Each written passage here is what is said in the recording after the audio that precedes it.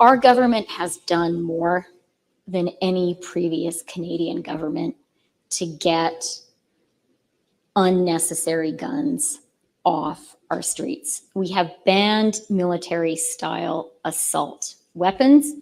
No one should have those. I grew up on a farm. A rancher, a hunter, does not need a military-style assault weapon. And then recently, we have gone further, and we have put a freeze on the sale of handguns. And likewise, I have to say, you do not need a handgun to go hunting deer. And if there are coyotes who are harassing your cattle, you're not going to go after them with a handgun. So these are necessary measures. They are not fully in place yet. We need to get that legislation passed. And by themselves, they're not going to end everything. You can have laws that ban something and people will still break those laws. That is true. But do we as a country have to end, what I would describe as these fake fights over guns? Yes, we do. I have huge amount of respect for people who need a rifle to hunt a wolf or a coyote that is eating their calves. That happens. I've seen it. That's okay. That's necessary. But you do not need military-style assault weapons for that. You do not need handguns for that. And we really, as a country, just have to end this. We're going to come back to that in a second. Let me just remove it for now. Is there anything more annoying than her pronunciation of coyotes? Now, is coyote different than coyote? Let me actually, before I get too far into this rant, let me just make sure that coyote is an animal. No, it's a coyote. Okay, it's a different pronunciation for a coyote. She sounds like my cousin Vinny talking about two utes, except she's talking about coyotes. And I don't know if she thinks it makes her seem like more authentic, like she's a country girl talking about them coyotes that are coming onto the property late at night. I don't know if that's what she thinks. I'm just going to go out on a limb and say most people will pronounce it coyote. And the people who pronounce it coyote, I'll believe it when they do it. And I don't believe Chrystia Freeland talking about coyotes. It's like, to me, it strikes me with the same lack of sincerity, total falseness as Hillary Clinton talking about the fact that she carries around hot sauce in her purse when talking to a certain demographic that she thinks is going to like the fact that she claims to carry around hot sauce in her purse. This is like Chrystia Freeland trying to cozy it up with country folk who she thinks are going to like the fact that she says coyote. But setting aside the coyote versus coyote, she grew up, you don't need a handgun to shoot a coyote. Nope. And nobody ever said you did. But let's just go back and break this down, because the definition of insanity, I think it's Albert Einstein's expression. The definition of insanity is doing the same thing over and over again, expecting different results. Where is it? This is it. Is this it? This is it. Insanity is doing the same thing over and over again, expecting different results. Let's just break this down piece by piece. Government has done more than any previous Canadian government to get unnecessary guns off our streets. Stop it right there. Their government has done more than any other previous government to get unnecessary guns off the street. To her and to Justin, all guns are unnecessary because you don't need them for self-defense. If you need them to hunt, most Canadians don't hunt. Most Canadians live in big cities. As far as they're concerned, all guns are unnecessary. But it's their government that has done the most to get unnecessary guns off the street. Okay, interesting. Let's just look at trends in firearm statistics. For those of you who don't know, their government came into power in 2015, 2016, I believe. At least that's when Justin Trudeau was elected prime minister. 2015 is when their government came into power. Their government has done more than any other government to get unnecessary guns off the streets. Oh, let's just look at that little chart right there. That blue line is firearm related violent crime. Look at that, right around 2015. Oh, it actually started in 2013. Up to 2020, and it's gone up this year, but I don't think they have stats that are up to date for 2021, 2022. So their government has done more than any previous government to get unnecessary guns off the street. And would you look at that? The increase in, using this approach, the rate of firearm-related violent crime in Canada was found to be 20% higher in the 6 years from 2015 to 2022 than over the previous 6 years, 2009 to 2014. Well, it's working so well what you're doing, Christian Freeland. You may want to continue doing it, because if the goal is to reduce crime, clearly your government doing more to take unnecessary guns off the street has been working wonders. And then just one more point on that. I won't belabor this because I also see our guest is in the backdrop. The next point that she makes. We have banned military-style assault weapons. No one should have those. I grew up on a farm. A rancher, a hunter does not need a military-style assault weapon. Stop right there, teacher. Can you define what a military assault style rifle is? Is it function? Because if it's function, then those don't exist even under your previous ban, because magazine capacity has been restricted in Canada. So if you're talking about style as in the appearance versus the functionality, I'd like you to define that for us, please. And then they've banned assault style rifles under their 2020 order in council. When most people don't know this, let me pull up the other stat real quick. Who knows what type of what type of gun violence is most predominant? I think you'll not be surprised by it. Handguns were the most serious weapon present in the majority of firearm-related violent crimes between 2019 and 2015 to 2020. 60%, 59% rounding up. And spoiler alert, people, they were not lawfully procured handguns. They were not lawfully procured handguns that were obtained after following a course, a 2-day course, getting your private acquisition, your PAL license, registering it, having all the regulations that apply to a lawfully owned small arm. They were black market guns, people. Who would have thunk? But she recognized it later on. Of course, criminals don't follow the law.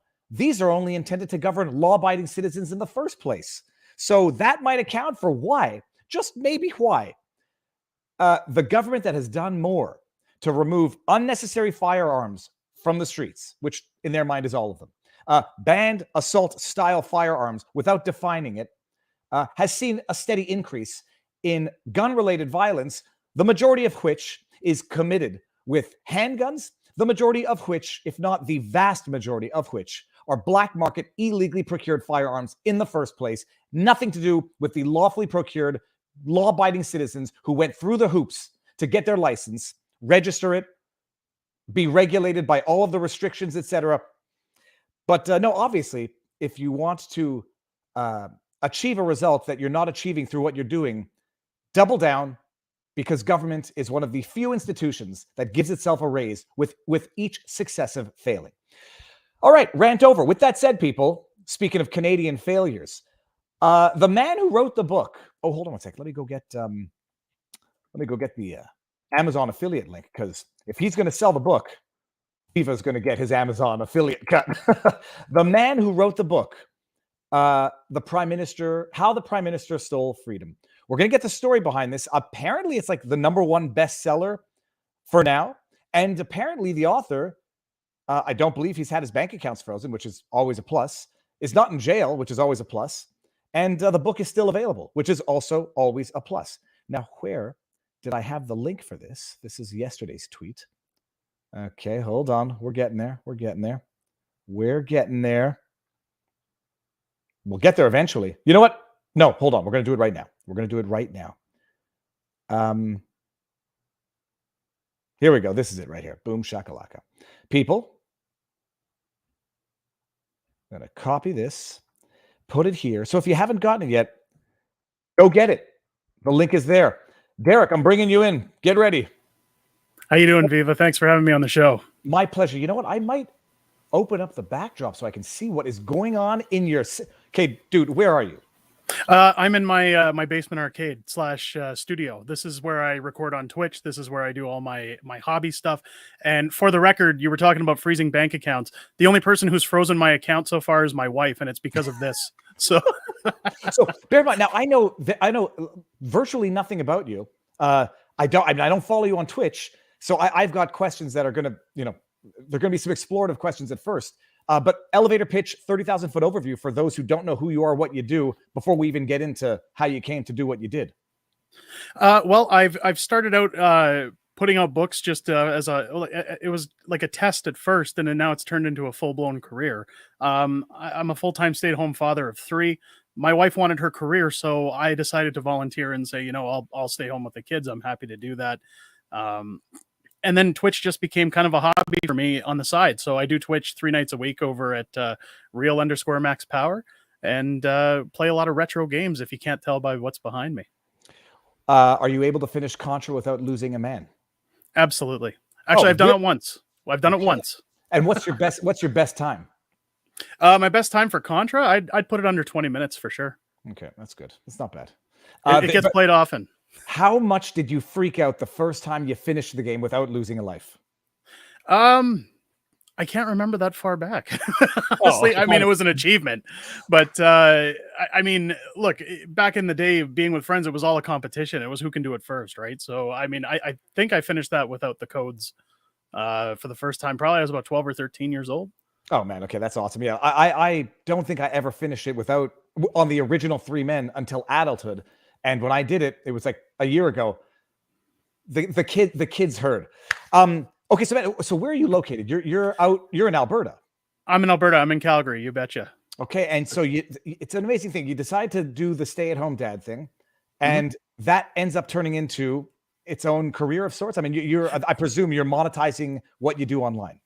So what I've done is I had the idea to write a book years ago. I started putting together a novel series. It was kind of like a Harry Potter, but with superheroes.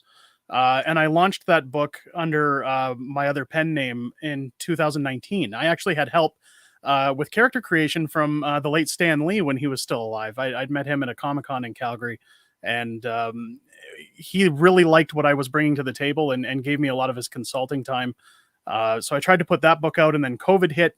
So with the restrictions, lockdowns, I wasn't able to do book tour or anything like that. So the book kind of took a bit of a dive. And it's starting to get new life, but I decided from that point, I kind of wanted to get into the adult illustrated comedic books. And I reached out to my current illustrator who did the work on this book. And just before Christmas last year, we put out Let's Go Brandon, which was a play at the Joe Biden joke. And we wanted to just see, because that joke was so popular around that time of year, if there was a demand for these kind of politicized humor books. And the book softly did okay, so we decided to kind of move into this. And I kind of figured, with Trudeau, the jokes kind of write themselves. So we'll just put out a book on his gaffes and see how it does. And here we are. It's done fantastic.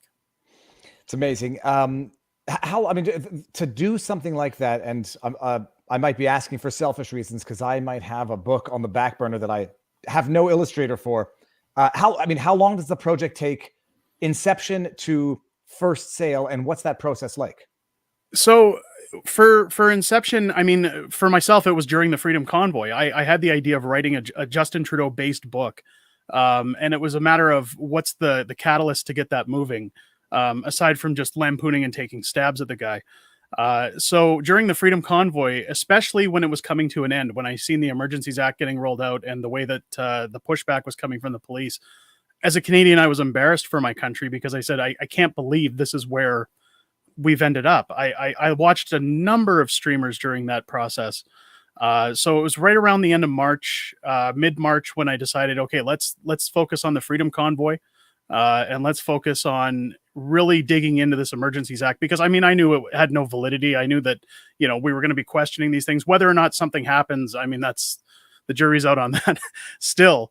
But from about the end of March till May, it was a matter of writing the script, fine-tuning things, again, because we have to be very careful in terms of defamation or stepping on anybody's toes. And then also with the drawings, we have to make sure that a lot of them don't cross any boundaries or lines. So it was about a 3-month process, 2.5. And then it was just a matter of, shopping it around. I went to numerous publishers. None of them were interested in carrying it. The biggest problem, of course, when you're taking stabs at a political figure as well as COVID-19, a lot of these book carriers don't want to supply anybody with those kind of printings. So I decided to go the self-publishing route with Amazon. And surprisingly, it's been very well. And shockingly, the reception has been overwhelming. Because Clyde Do Something on YouTube, actually, I reached out to him and said, can you review the book? Would you mind taking a look at it? Making a short video about it if you enjoy it. And he put that video out a couple of weeks ago. And his community just flew at it, and they bumped it to #1 within 24 hours. I literally went to bed that night thinking, hey, maybe we'll sell 500,000 copies, and woke up the next morning to another video of his alerting me on YouTube that we'd hit #1. So it's been a wild ride so far, for sure. That's phenomenal. What is your, if I may ask, like going back, education? Were you studying illustration? Were you studying business? I mean, what was your education? I've been to business school. I assisted my father with a home run commercial refrigeration business, and he required me to go to business school for marketing and sales. So I have 2 years under my belt with marketing. I've done all the marketing on this book on my own end, aside from plugs on channels like yours. So there's no team behind this book. Other than that, I'm just high school educated, and I simply just took what's in my mind and put it on paper and thought, let's see if it flies. Can I ask how many copies you sold? We just crossed the 30,000 threshold the other day, so we're ramping up there. And is it mostly Canadian, or do you know the demographic? Who's buying the We've book? sold all over the world right now. We have sales in Japan. We have sales in Germany, the UK, the USA. I believe the US has been our second strongest market, mostly Canadian. But I'm actually, again, surprised to see it moving so much around the world. I don't know if these are Canadian citizens living in these countries, or if it's people, again, after you see what happened with Trudeau overseas when he was being denounced during the UN, not the UN, sorry, the European Union. European Union. So I don't know if the interest comes from those ends, but I mean, I'm happy to entertain people regardless of where they are, and that's what we set out to do, and it looks like we've done our job. Self-publishing, practically speaking, how does that work? I mean, where is it being printed, bound, and shipped from? So Amazon does all of that. Amazon has a service called Kindle Direct Publishing, and it's kind of like uploading a YouTube video. You format your book to the size that you want it in, which, again, I had to hire somebody to format. We had to hire somebody to make sure everything fit the pages properly and was all in place. And as soon as that's done, you just go to the site, you load your PDFs, you put in your information, your tax information, hit submit, and within 24 hours, it's online. It's kind of like, I'd say it's very similar to uploading a YouTube video. I didn't think we were going to go here, but if I can ask you these questions, always from a self-interested perspective at this point, would you self-publish via on Amazon versus having a publisher? I presume it's obviously much riskier with Amazon, but the margins are better with Amazon, or do they gouge you? I mean, the royalties are very small in contrast to what their profits are. But again, it was a matter of distributing the book and getting it out for people to see it and hold it. Any publisher, the royalties business is a very small business. Usually what people make money on in these situations is the back end. So if you do merchandising, if you do any other kind of promotion or speaking events or things like that, the royalty scale, I'd say of more than 3/4 of the charge price goes to Amazon. And then at the end of the day, we got to pay our taxes and everything on the side as well. So, I mean, we've done okay. I'm not going to lie. We're doing well in terms of if you were to compare it to a full-time job. But at the same time, the book business, it's more for the reward of self-fulfillment than for the profits, I'd say.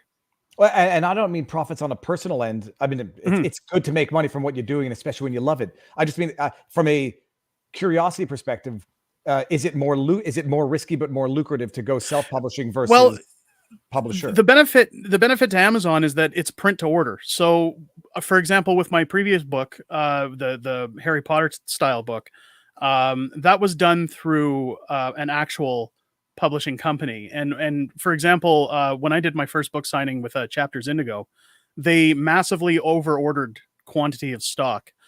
Because again, I had Stan Lee's name behind the book. Mhm. And that was right around the time COVID was starting to be mentioned and people were a little leery about things.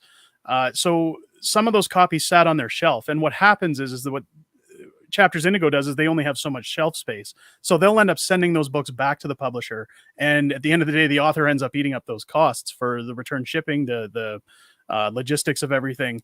So it's very risky in terms of profit versus what you might owe at the end of the day. Whereas Amazon, it's strictly somebody prints it as soon as it's ordered, they ship it out, and once it's confirmed, then it counts as a sale. So there's less risk, more reward, I'd say, on Amazon's end. That's interesting. I mean, it's effectively like merch. I mean, it's merch, and you either sell it by the unit or you have to pre-order, store it somewhere. And my mother published a book, went the self-publishing route, but ended up having the copies. And trying to sell copies one by one from your home. Right. It's impossible.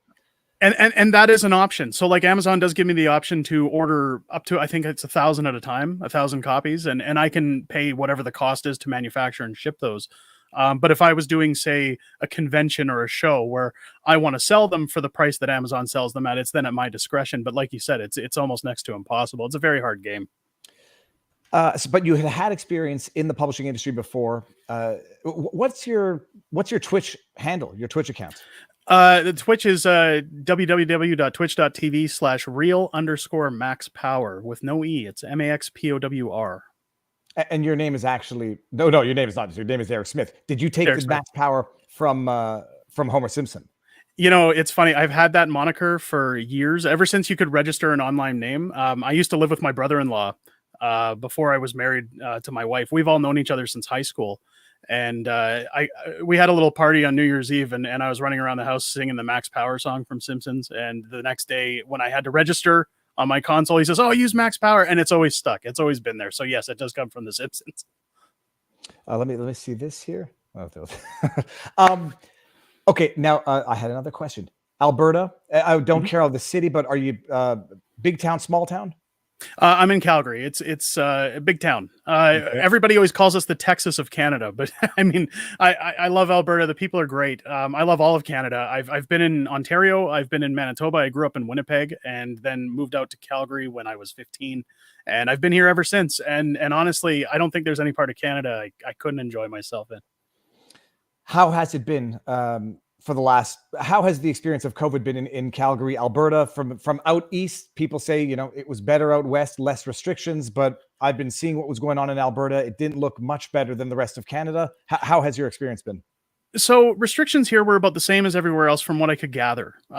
People were very perceptive about masks and they wanted to make sure everybody was wearing them. And you had the usual people that would scream at you if you're not. It was a state of paranoia almost for the first 6 months of the lockdown, simply because nobody knew anything about the data. We instantly, actually, I was going to Winnipeg the day the government shut everything down. And I believe that was March 17th somewhere of 2020 that they shut things down. I was in the air with my family on my way to Winnipeg. When they closed everything down, we landed, everything was shut down. So as soon as we got home, we actually flew home early. Because again, this mass state of paranoia, what do? Is this thing going to kill everybody? We hunkered down instantly with the masks. We only went to get groceries if it was essential. And I think that was kind of the pattern for a lot of people. I know for my daughter, she was in kindergarten at the time. So she was just starting out in school. So she spent the rest of the year home from kindergarten. And then the next year with grade 1, they had the option of homeschooling. And of course, I'm home full time. My wife's company was moved to work from home.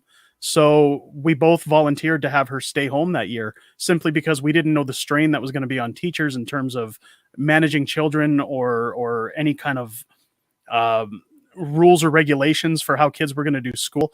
So for all of grade 1, she was at home, and it really waned on the children, but we weren't allowed to see anybody, do anything, go anywhere.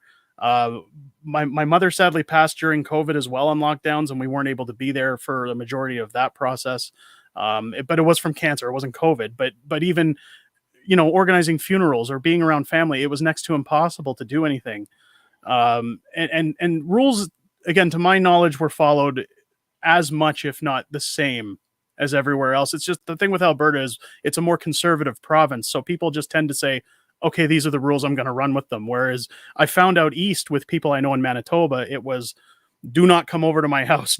Don't call me. Don't anything. So it depends, I guess, on political views and how people viewed this and their own personal situations as to how they handled things.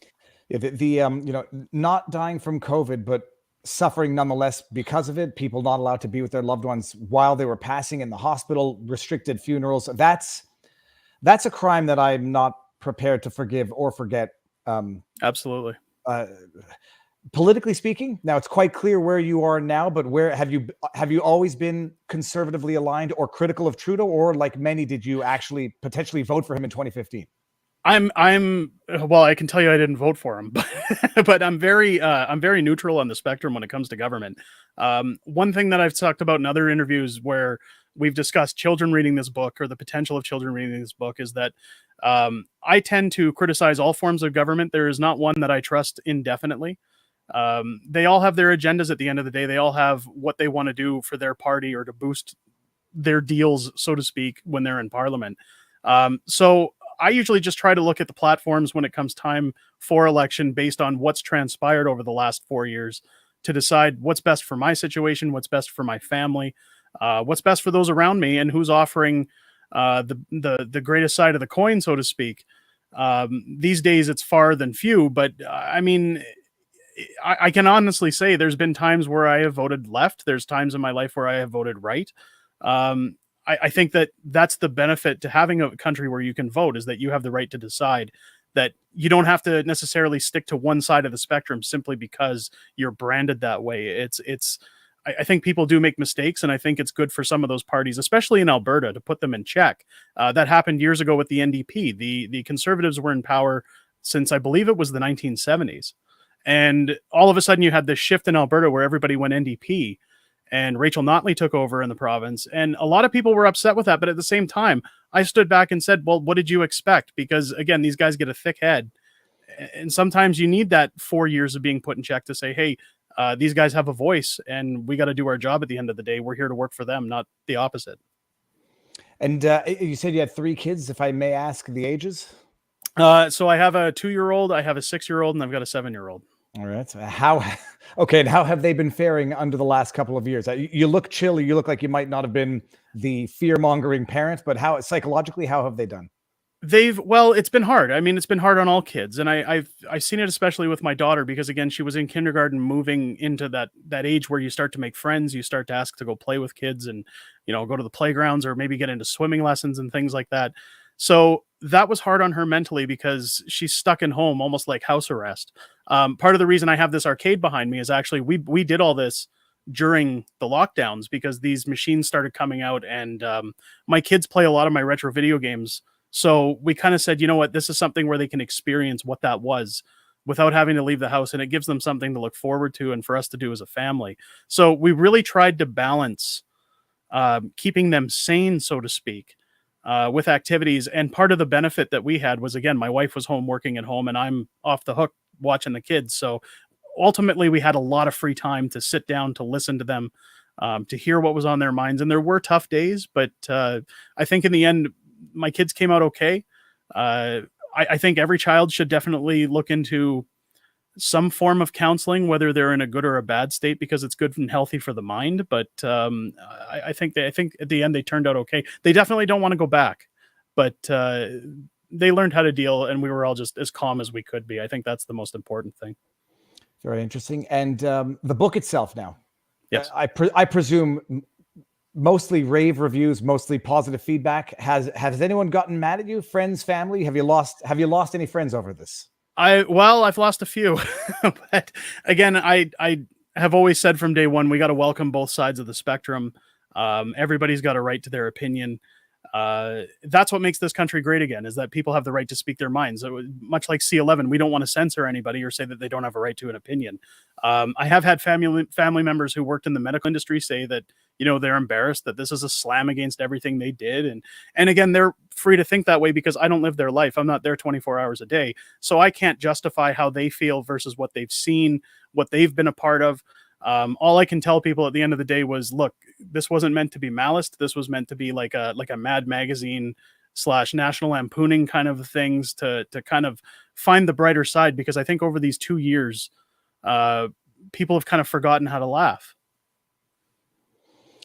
Well, they have, and they've also, they've made it impossible to laugh because everything technically offends someone. Even what was otherwise the funny humor on shows like SNL has, it's gone, which is why these shows are not funny. No one watches them.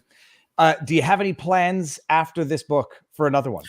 Yeah, we're juggling multiple books because the success of this one tells us that there's definitely a market. And with the influx of sales, we've now started saying, okay, let's focus our attention on this.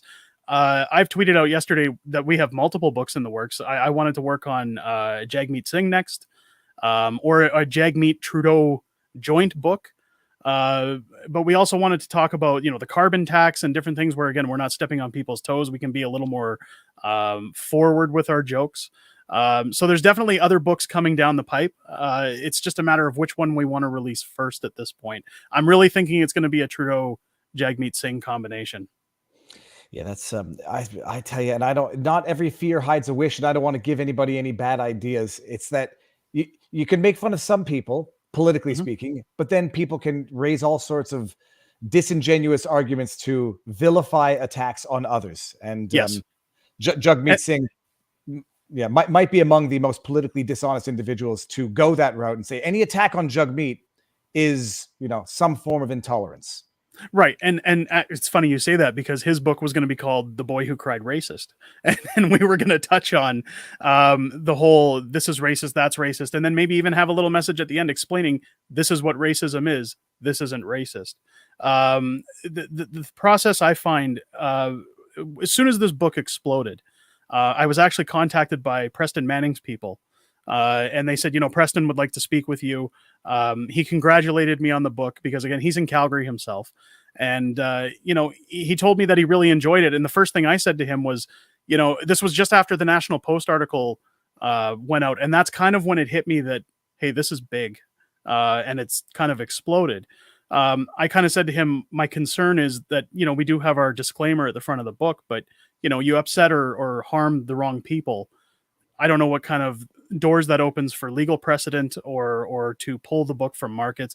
And he has assured me that, people in his positions, they're prone to these kind of things. They understand that they're going to come out. And he says it makes them look far worse if they're going to attack things like this than to just let it lie and let it do its job. If anything, it gives them press too. So, I mean, I can understand his perspective, but at the end of the day, like I said, this was a lighthearted jab, but also a way to kind of shine light on what happened in a humorous fashion. Well, the one thing we've learned, I think, throughout all of this is that tyrants have no sense of humor. There's a reason why historically, metaphorically speaking, the first people who were offed were the jesters. The jester could make some good laughs, but not too poignant to laugh. Otherwise, the king would off them. But no, they don't like being mocked. And I'm not going to spoil anything about it. And I was going to do how do you do a review without giving away the entire story? Well, it's funny you say that, because I'm currently under fire there was a woman on YouTube that did a review, but she called it a review, but she read the entire book and showed every page. That's a problem. On her video. And I kindly asked her, look, can you pull this down? Because I mean, it's not really incentive. Part of my royalties. I did an interview with Dave over at Live from the Shed, and I asked him about the truckers and is there anywhere I can donate to where my account isn't going to be frozen? And he said, if you want to donate to a cause, Veterans for Freedom is a great organization, and I could put you through to them. And we will be taking a portion of our royalties and donating to that cause, because again, this was to bring light to what happened, and we want to look after those that may have been wrong during that process. So when I reached out to this lady, I said, could you nicely pull this down? I would really appreciate it. She didn't. It was up for 6 days, and then finally I had to issue a copyright strike and say, look, I don't want to be the bad guy, but you're giving away the work for free. I've always said I don't mind, like all over Amazon reviews, all over YouTube, Instagram, TikTok, there's pictures of the book, there's pages of the book. Rebel News showed a significant amount of pages of the book. I have no problem with those things because people are enjoying the book, and I'm happy for that. But at the same time, it's difficult with YouTube and their terms of service and how you're going to do things to get things out there without pushing the envelope too far. So, I mean, I welcome any review. My only request was don't show the whole book. Yeah, and you know, the little legal side of this is that, you know, that is a form of reproduction of a copyrighted work. Reading it online, even if you don't show the graphics, if you read the text, it's some Yes. form of reproduction. You have to have authorization to do it, which is why, you know, you can only use clips of a certain duration when reviewing movies, because it goes from Absolutely. being fair use to just being unlawful reproduction. So I'm thinking of a way to do it. I'm not gonna do a read through. I might just do a fun summary, a 5-minute summary with an Amazon As you wish, sir. affiliate. Yes, so that everyone goes and gets the book afterwards. Good for kids, good for adults. I try to figure out who is it geared to the most. Actually, it is So- geared to. If you look at again the adult humor genre of a child illustrated book, the one I always compare it to is the viral book that went on the internet, the Go the F to Sleep book that Samuel L. Jackson narrated. It was designed to look like a children's book, but be geared towards adults that were going to get the jokes. People have told me they've read the book with their children. I mean, my kids have sat while we've read the book, but it's because I created the book. They don't understand the political aspect of things. We do have jokes in there, like the paper water bottle sort of thing, and blackface and all these other things. So my kids get those jokes, but they don't understand the political end of things. I think that anybody who reads this to their kids, the important thing again is the book wasn't made to indoctrinate or groom children to a right-wing perspective. It was more, if you can discuss politics with your kids, which I think is a good thing, then it's important to iterate to your children that, hey, you have a choice when you're an adult, and you can put that choice wherever you want to, and this is the weight of a vote. Fantastic. Where can everyone find you on various social media platforms? So people can find me on Twitter at TheRealMaxPower. Again, it's always a POWR, but it's the same with my Twitch. They can find me on Twitch at twitch.tv/real_maxpower. Those are my two major platforms. I try to stay off Instagram because I think I'm a little old for it.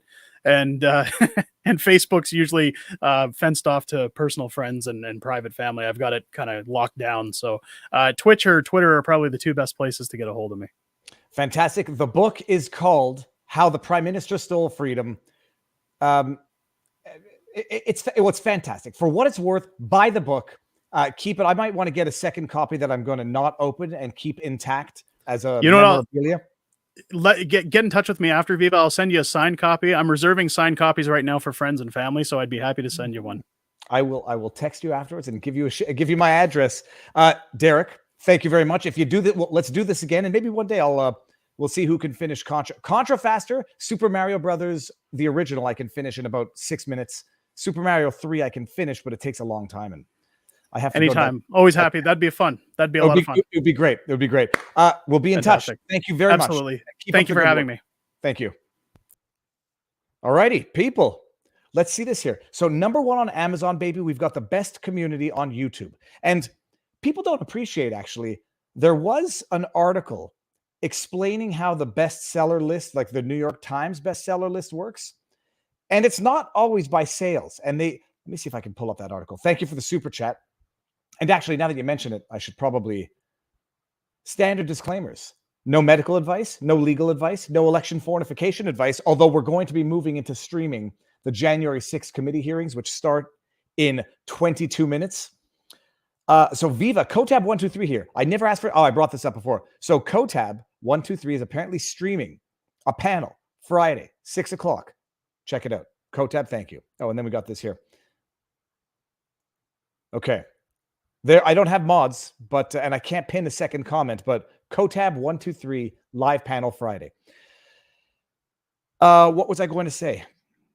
Oh, the New York Times. Let me see if I can find that article. Share screen.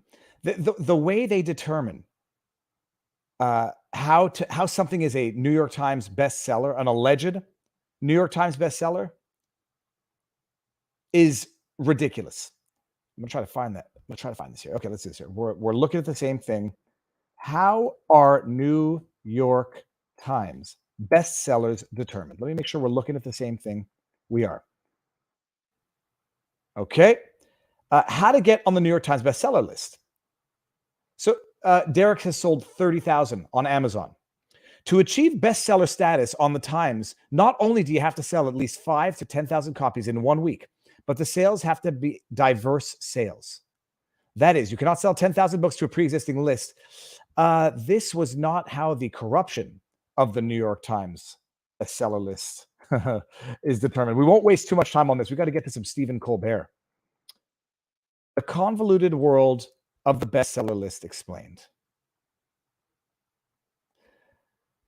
The Times bestseller lists are based on detailed analysis of book sales from a wide range of retailers who provide us with specific and confidential context of the sales. Context, people. They break it down by category.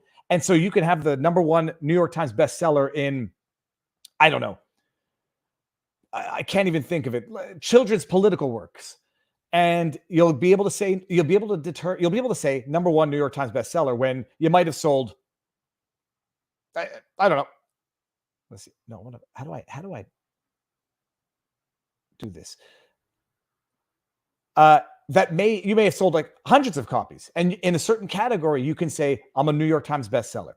So 30,000 books, self-publishing on Amazon. It's amazing. It's like a video that goes viral on YouTube, except it's not a video. It's just a different medium, a different platform, but it abides by the same trends. Word of mouth, public interest, and then people sharing it around. So check it out. The book is there. And now let's move on to Colbert, January 6th. The propaganda on this, it's not just strong. And it's not just that, let's get out of here. We don't need that anymore. It's not just that the propaganda is strong.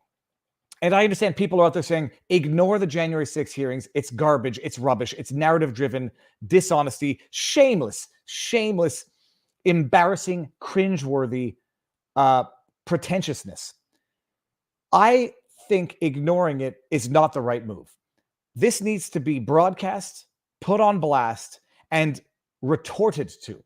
Because there's going to be a lot of people who are going to watch this and not know they are being treated like gullible, ignorant buffoons. And they've got the big players in this. You know, it's not getting the ratings, the viewership that I think the political powers that be thought it would get. Their primetime day one hearing, 8 o'clock on a Thursday night, I don't think it got the viewership they were hoping. I think people are tuning out of this and turning off from this. But there's still people who are going to watch this. But despite the fact that that's not getting the ratings that they think it deserves, or they wanted it to get the attention, they are now, Operation Mockingbird-esque, using late night comedy. It's so funny. I'd rather go to the dentist. I've laughed harder getting a cavity filled than what I saw with Stephen Colbert. And now, by the way, I'm going to interrupt this frequently. And I'm going to preface this, Colbert folk and the late night thingy things that whomever this is quintessential commentary fair use. I'm not playing the 5-minute clip without interruption. I'm going to respond to each and every piece of propaganda, lie, dishonesty that came out of one man's mouth in 5 minutes under the pretext of comedy. Comedy indoctrination. We're going to have to call it like there's a word in there, somewhere in there. Colbert, by the way, for those of you who don't know, his team, his production team, was arrested for being unlawfully present in a Capitol building. I don't know which one it was, but we'll read an article on it afterwards. Arrested, not detained, not stopped, arrested, processed, and released.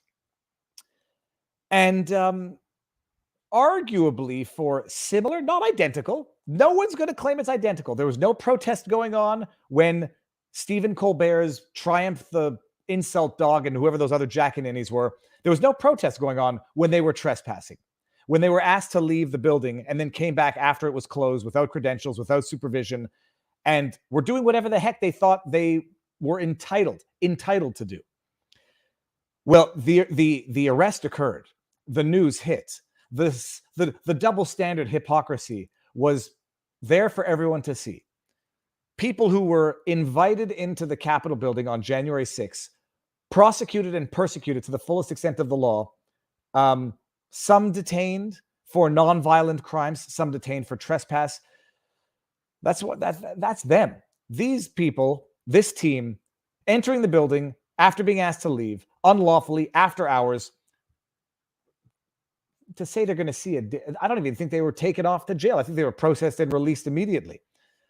So, but regardless, the news broke. It was kind of a big story. You can't ignore it. So when you can't ignore it, what do? Lie about it. By the way, get ready to laugh. I'm trying to think of something that is inherently sad. It's like that episode of The Simpsons when Homer Simpson's about to get up and do the roast for Burns, and then the announcer says some puppy just got run over in the parking lot.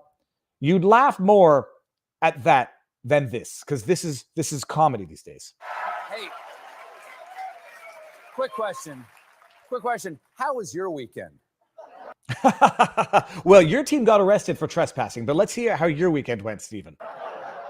I certainly had an interesting one because some of my staff had a memorable one. A memorable one. Remember, getting arrested for trespassing for them is memorable, tongue in cheek. When other people on the other side of the political aisle get arrested, and I'll have to preface this that there was violence, and there were infractions that deserve to be prosecuted fairly and justly that occurred on January 6th. But let's just hear how Stephen is going to justify his own illegal behavior. Here's what happened. Last week, I heard from my old colleague, Triumph the Insult Comic Dog. For me to poop on. I mean, everybody who doesn't know this, kind of funny. I think things were funnier before they became, late night shows became mouthpiece propaganda tools for the government. And maybe they always were, and I just never saw it. But okay. Triumph offered to go down to D.C. and interview some Congress people to highlight the January 6th hearings. I said, sure, if you can get anyone to agree to talk to you, because, and please don't take this as an insult, you're a puppet. That's funny. He wanted to get some interviews.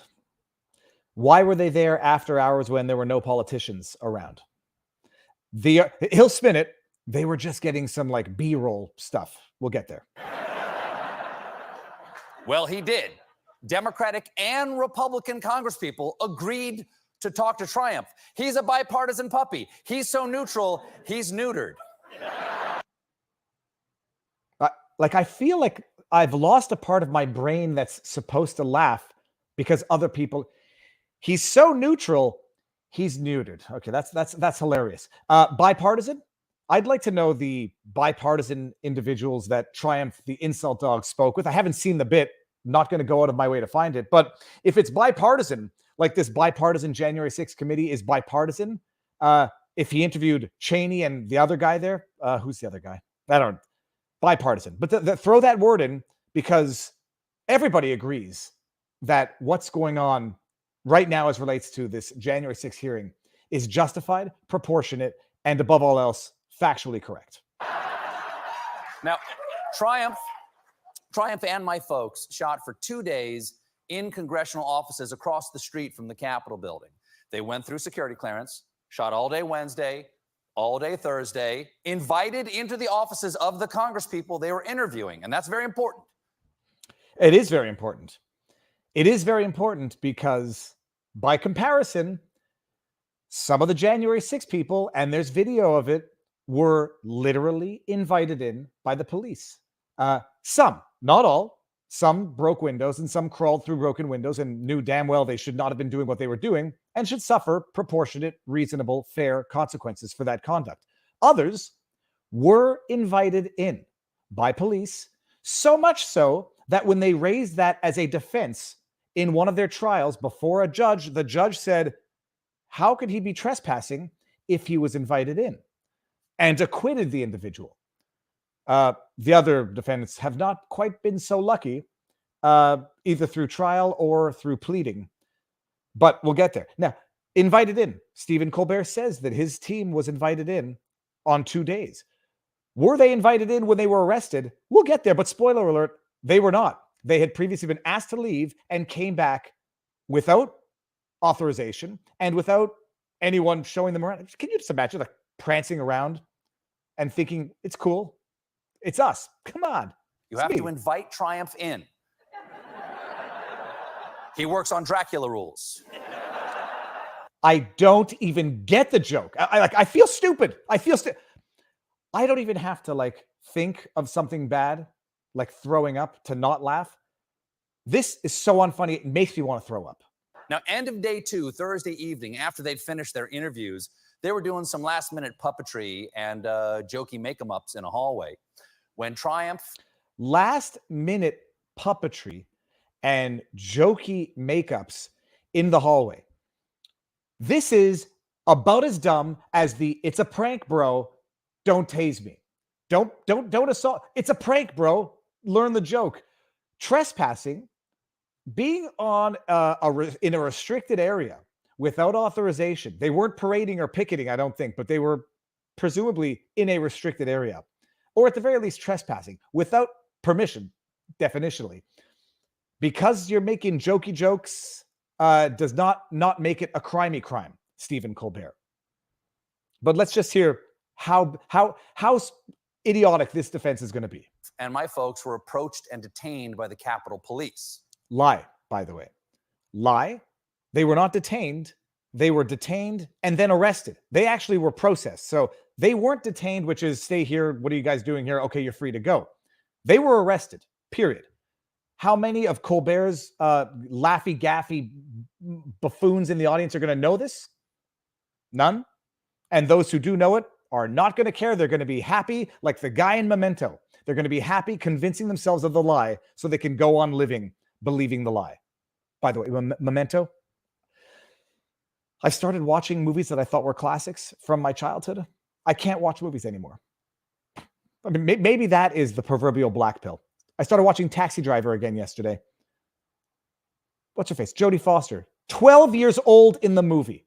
You don't need to have a 12-year-old in order to play a 12-year-old in a movie where a 12-year-old should have no business being in that movie, around that set, have anything to do with it. Sorry, tangent closed. Which actually isn't that surprising.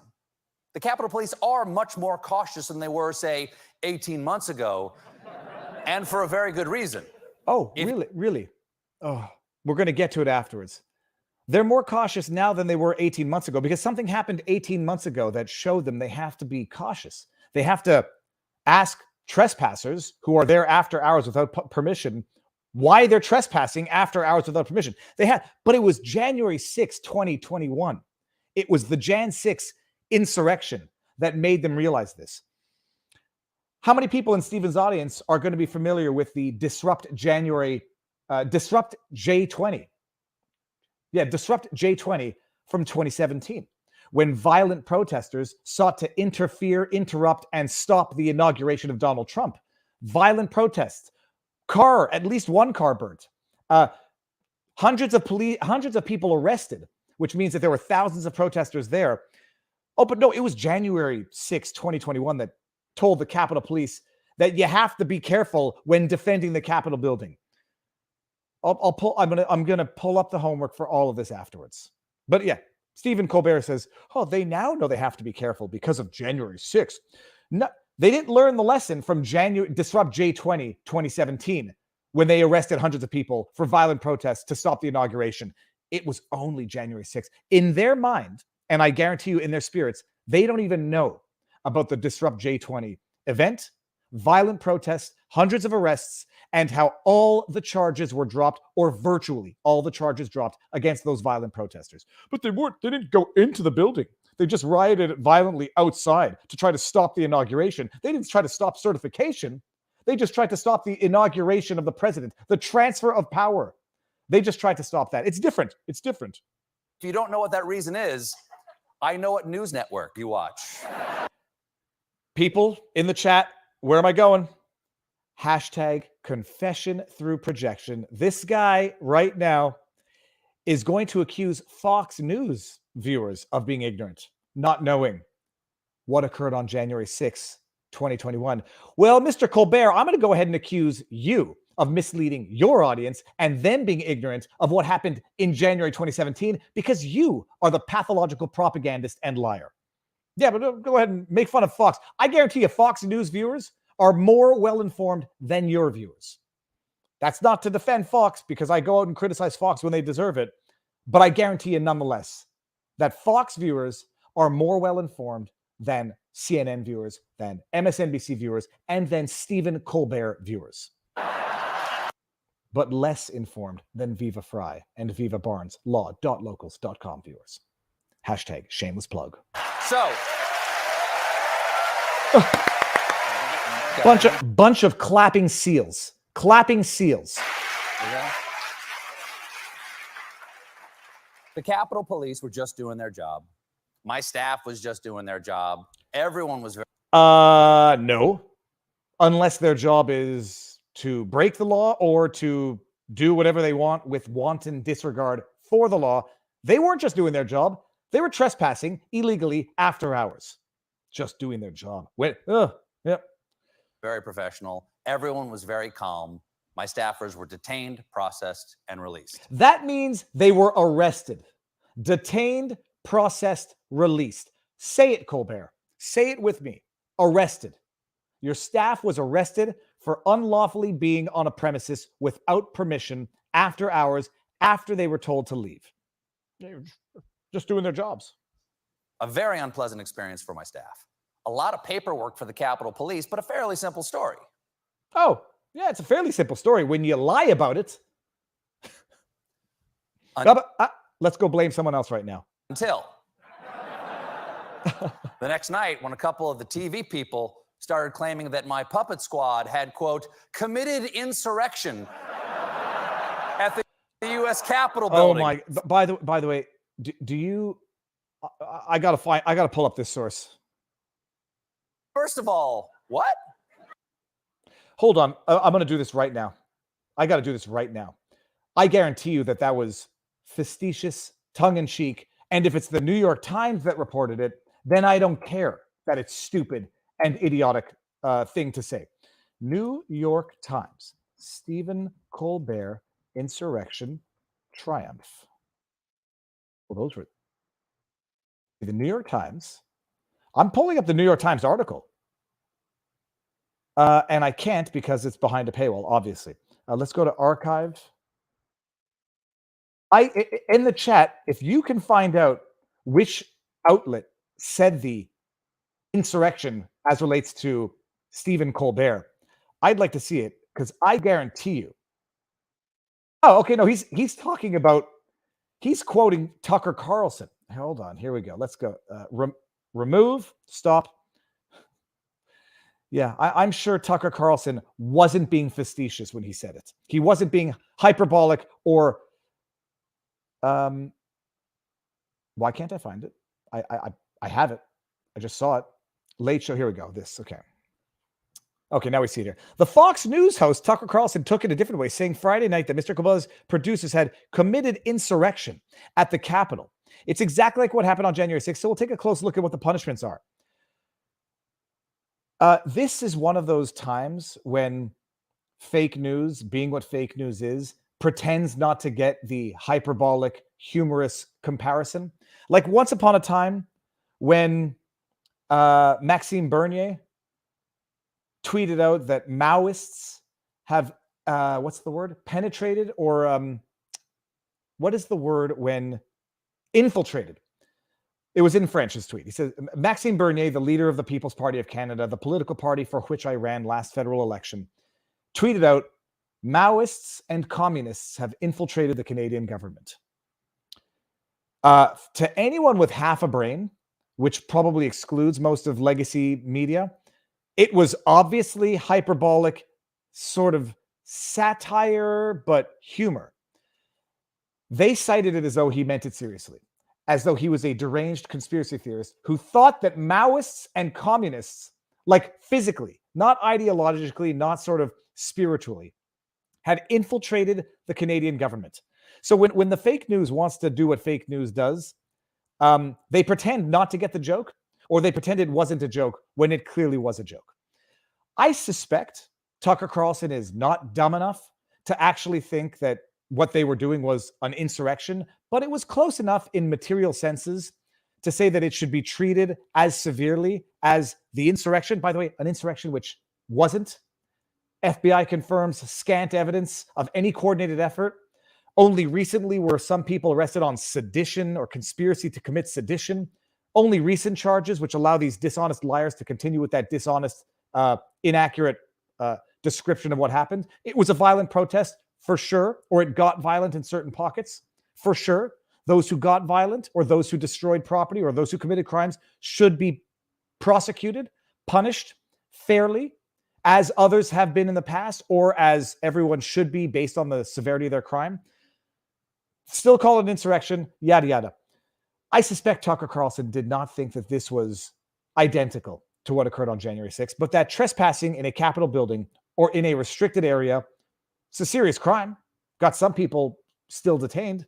Surely they would be treated similarly, proportionately, mutatis mutandis to their similar but not identical infraction. Probably not. Second of all, Third of all, they weren't in the Capitol building. Where were and they? I am shocked I have to explain the difference, but an insurrection involves disrupting the lawful actions of Congress and howling for the blood of elected leaders, all to prevent the peaceful transfer of power. I'm going to go ahead and disagree with Colbert's definition of an insurrection, but let's just go see what is it live? It's live. Let's go see what the definition of insurrection is. We'll do this quickly. We can miss a few minutes of that hearing. Definition: a violent uprising against an authority or government. That's in the colloquial term. Let's just see in the Insurrection United States Code. Rebellion or insurrection. Whoever incites, sets on foot, assists, or engage in any rebellion or insurrection against the authority of the United States or laws thereof, or gives aid or comfort thereto, shall be fined under this title or imprisoned for not more than 10 years or both. By the way, you know what's interesting about the insurrection that they keep talking about? No one was charged with insurrection, but they keep saying it nonetheless. They were charged with trespass, parading and picketing in a restricted building, and in only recent cases, conspiracy to commit sedition, and we'll see how those charges go. They keep saying it, though. They just keep saying it. Repeat it often enough, people will believe it eventually.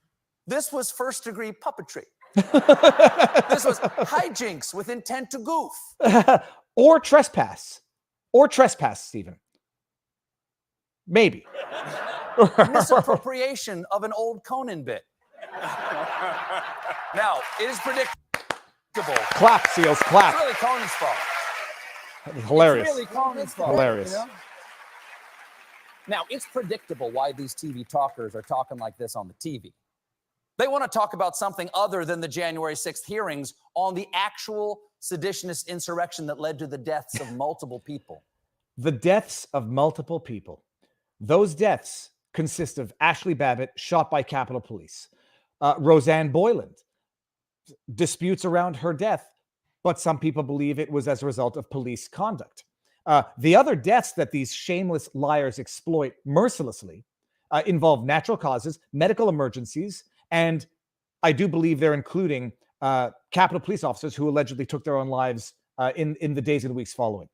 These people, as the true malicious propagandists that they are, take a death that their own police caused. So there was one person who was killed that day definitively, Ashley Babbitt. They take her death, and which was carried out at the hands of an armed police officer, point blank.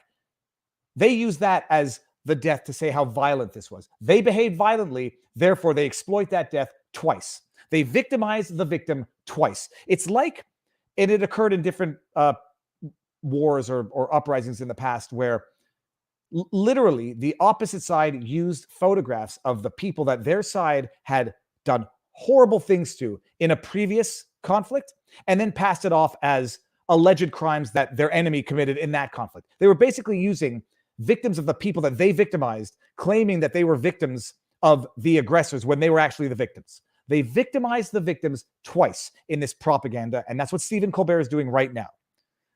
It was the Capitol Police, I don't remember his name and it doesn't matter, who shot Ashley Babbitt point blank. No charges, no nothing. And they're using that death, that act committed by the police officer, the Capitol Police, to say how devastatingly deadly this insurrection was.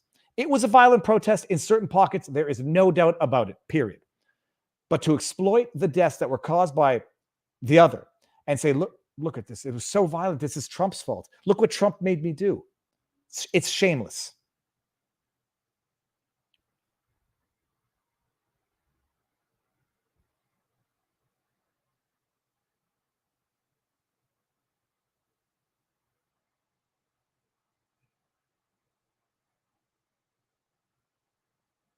Oh, look at speaking of shameful and grotesque insults to the memory of all of those who died, don't use the death of the individual carried out at the hands of that Capitol Police officer to evidence to exploit it, to show and say how violent this was. That is shameless exploiting of the victims. Exactly what you're doing, Stephen Colbert. But we would expect nothing less from liars because they project onto others their own sins.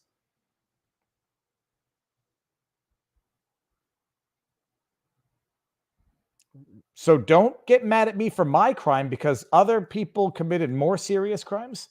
So to go after them now, to even say that what the team did was in fact a crime of trespass, it does a disservice to the police officers. How dare you ignore my crimes because I think other people made more serious crimes.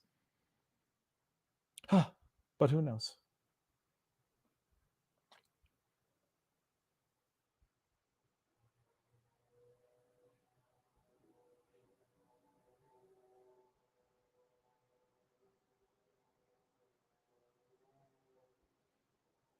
Now that you mention it, Stephen, that is kind of fishy. Thank you for planting the seed. Yeah. By the way, that's what it looks like when you have dead eyes because you've sold your soul. I think, look at that. If my eyes ever have that deadness and lack of honesty, please let me know. All right. And I'm going to stop there because I don't know. I think there's music. Yeah, forget this. Okay, we don't need to see the rest. Plus, I believe the committee has started. Shall we go see what's going on in the committee? January 6th, day 4 live. Love. PBS or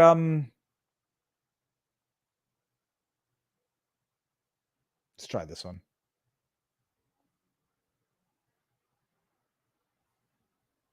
Oh, you don't see what I see.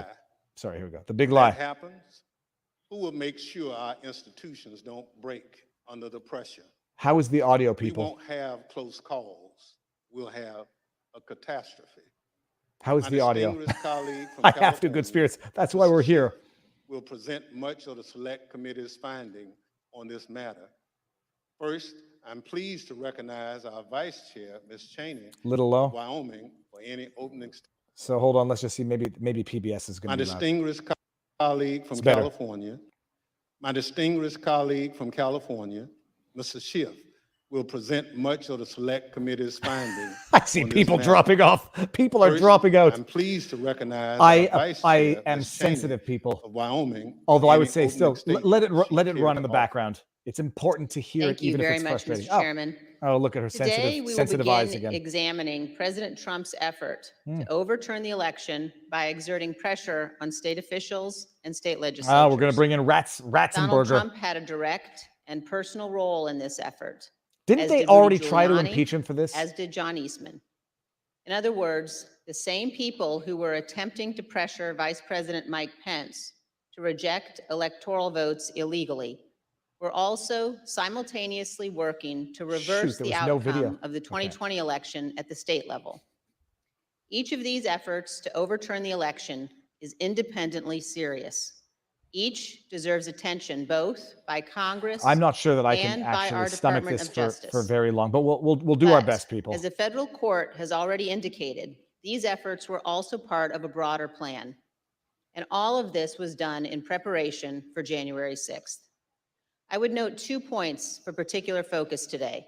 First, today you will hear about calls made by President Trump to officials of Georgia and other states. As you listen to these tapes, keep in mind what Donald Trump already knew at the time That he was lost, making those calls. that he lost, and He there had was been nothing told to. over and over again that his stolen election allegations were nonsense.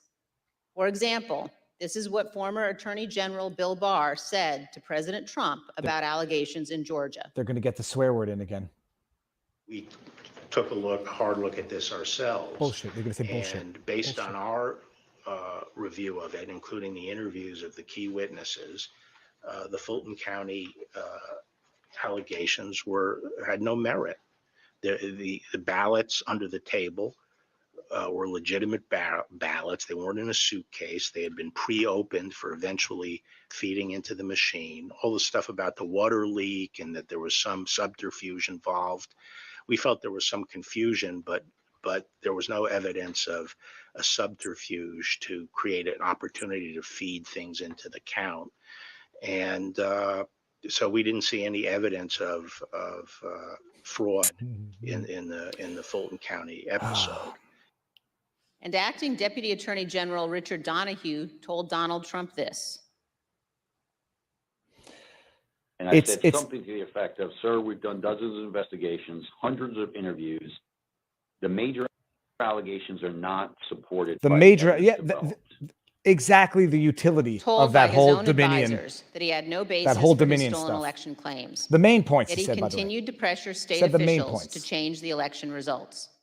Second, you will hear about a number of threats and efforts to pressure state officials to reverse the election outcome. One of our witnesses today, Gabriel Sterling, explicitly warned President Trump about potential violence on December 1st, 2020, more than a month before January 6th. Oh, yeah, and the You will intelligence see knew, excerpts by the from way, that video well in repeatedly advance on today. January 6th of the protest. The government knew, and yet they turned down additional support. Too far. Oh, I remember this at the time. All of it. Joe DeGenova today asked for Chris Krebs, a patriot who ran CISA, to be shot.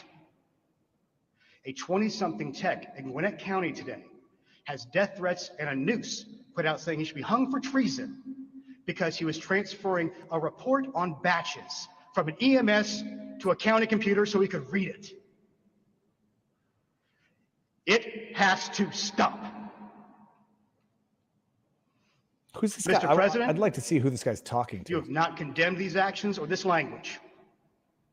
Senators, you have not condemned this language or these actions. Senators? Are they going after the This senators too? has to stop. We need you to step up, and if you're going to take a position of leadership, show some. Are they going after the senators? Go after My everybody. boss, Secretary Raffensperger. his Go after address is everybody out for there. internet talk. They have people doing caravans around their house. They've had people come onto their property. It has to stop. This is elections. This is the backbone of democracy. And all of you who have not said a damn word are complicit in this. Are you going after all of them? Anybody who dares say, The point is this. I'd like to reread that Time article Donald magazine? Trump did not care about the threats of violence. He did not condemn them. He made no effort to stop them. Really? He went forward with his Peacefully? fake allegations anyway. One more point. I would urge all of those watching today to focus on the evidence the committee will present. Don't be distracted by politics. So can you This release is the serious. 14,000 hours of video We footage, cannot please? let America become a nation of conspiracy theories and thug violence. Finally, I want to thank our witnesses today for all of your service to our country. Oh, here you go. Pat them on the back Today, again. all of America will hear about the selfless actions of these men and women who acted honorably to uphold the law, protect our freedom, and preserve our Constitution. Oh, it's him. He's Today, back. Mr. Chairman, Okay. we will all see an example of what truly makes America great. Oh yeah. Thank you, Mr. Chairman. It's me. This is Without objection, this the is chair recognizes the gentleman from California, Mr. Schiff. Oh, for hey, making look, that statement. lying Mr. Schiff is on the stand. Hey, Schiff. Thank you, Mr. Chairman. Got any and more Madam lies Vice for us Chair. today? On November 3rd, 2020, Donald Trump ran for re-election to the office of the presidency, and he lost. His opponent, Joe Biden, How does finished this ahead guy in the key have the battleground right states of to be Arizona, addressing the public? Michigan, Wisconsin, Pennsylvania, Georgia, and elsewhere. Nevertheless, and for the first time in history, He's the reading. losing presidential candidate fought to hold on to power. Oh, really? As we have seen in previous hearings, First time in history. he did so through a variety of means. I think we remember On election day, Democrats he sought to challenging stop the counting of the the vote, certification knowing back that in the millions 2016. of absentee ballots elections officials would be counting on election day. Okay, I'm not actually sure I and can thereafter deal would with this run either. strongly against him and deliver a victory to Joe Biden. Next, and when he could not stop the counting, he tried to stop state legislatures and governors from certifying the results of the election. He went to court and filed dozens of frivolous lawsuits, making unsubstantiated claims of fraud. Unsubstantiated When that claims, too like failed, Schiff he talking mounted about a having pressure seen the evidence campaign of Russia directed at collusion. individual state legislators to try to get them to go back into session and either declare him the winner, decertify Joe Biden as the winner, or send two slates of electors to Congress, one for Biden and one for him, and pressure Vice President Pence to choose him as the winner. Pretty sure all of this But is the provided state for in the legislatures wouldn't Constitution. go along with this scheme, and neither would the vice president. None of the legislatures agreed to go back into special session Oh, but the and hanging declare chads him was them the winner. and them. No legitimate state authority in the states Donald Trump lost would agree to appoint fake Trump electors and send them to Congress. But this didn't stop the Trump campaign either. They assembled groups of individuals in key battleground states and got them to call themselves electors, created phony certificates associated with these fake electors, and then transmitted these certificates to Washington and to the Congress to be counted during the joint session of Congress on January 6th. None of this worked. But according to Federal District Judge David Carter, former President Trump and others likely violated multiple federal laws by engaging in this scheme, including conspiracy to defraud the United States. You will hear evidence of the former president the desired and his outcome top of this advisors' direct is criminal involvement charges in against key Trump. elements of this plot, or what Judge Carter called a coup in search of a legal theory. For as the judge explained, President Trump's pressure campaign to stop the electoral count did not end with Vice President Pence. It targeted every tier of federal and state elected officials. Convincing state legislatures, he said, to certify competing electors was essential to stop the count and ensure President Trump's people, do we watch this or do we go on to other stuff? Like, as we have seen seriously, in the prior hearings, let's do a poll. Running Let's do through a poll. this scheme was a big lie that the election was plagued with massive fraud. This is actually giving me an ulcer. I think we could talk about other stuff. You'll remember what the president's own attorney general, Bill Barr, said he told the president about these claims of massive fraud affecting the outcome of the election. We're going to see here. We're going to do this. Let's do a poll. Let's do a poll. I told him that the stuff that his people were shoveling out to the public was bullshit. I mean, that the here they go. They had to get it in. They had to get it in. Bullshit. Bullshit. They should do a remix. That's what they want. Lie was bullshit. It was bullshit. And is a dangerous cancer on the body politic. A dangerous cancer. You can convince That's Americans an offensive that analogy. they cannot trust their own elections, that anytime they lose, it is somehow illegitimate. Not anytime. Then what is and they're allowed left but asking violence questions to determine who should govern? This brings us to the focus of today's hearing.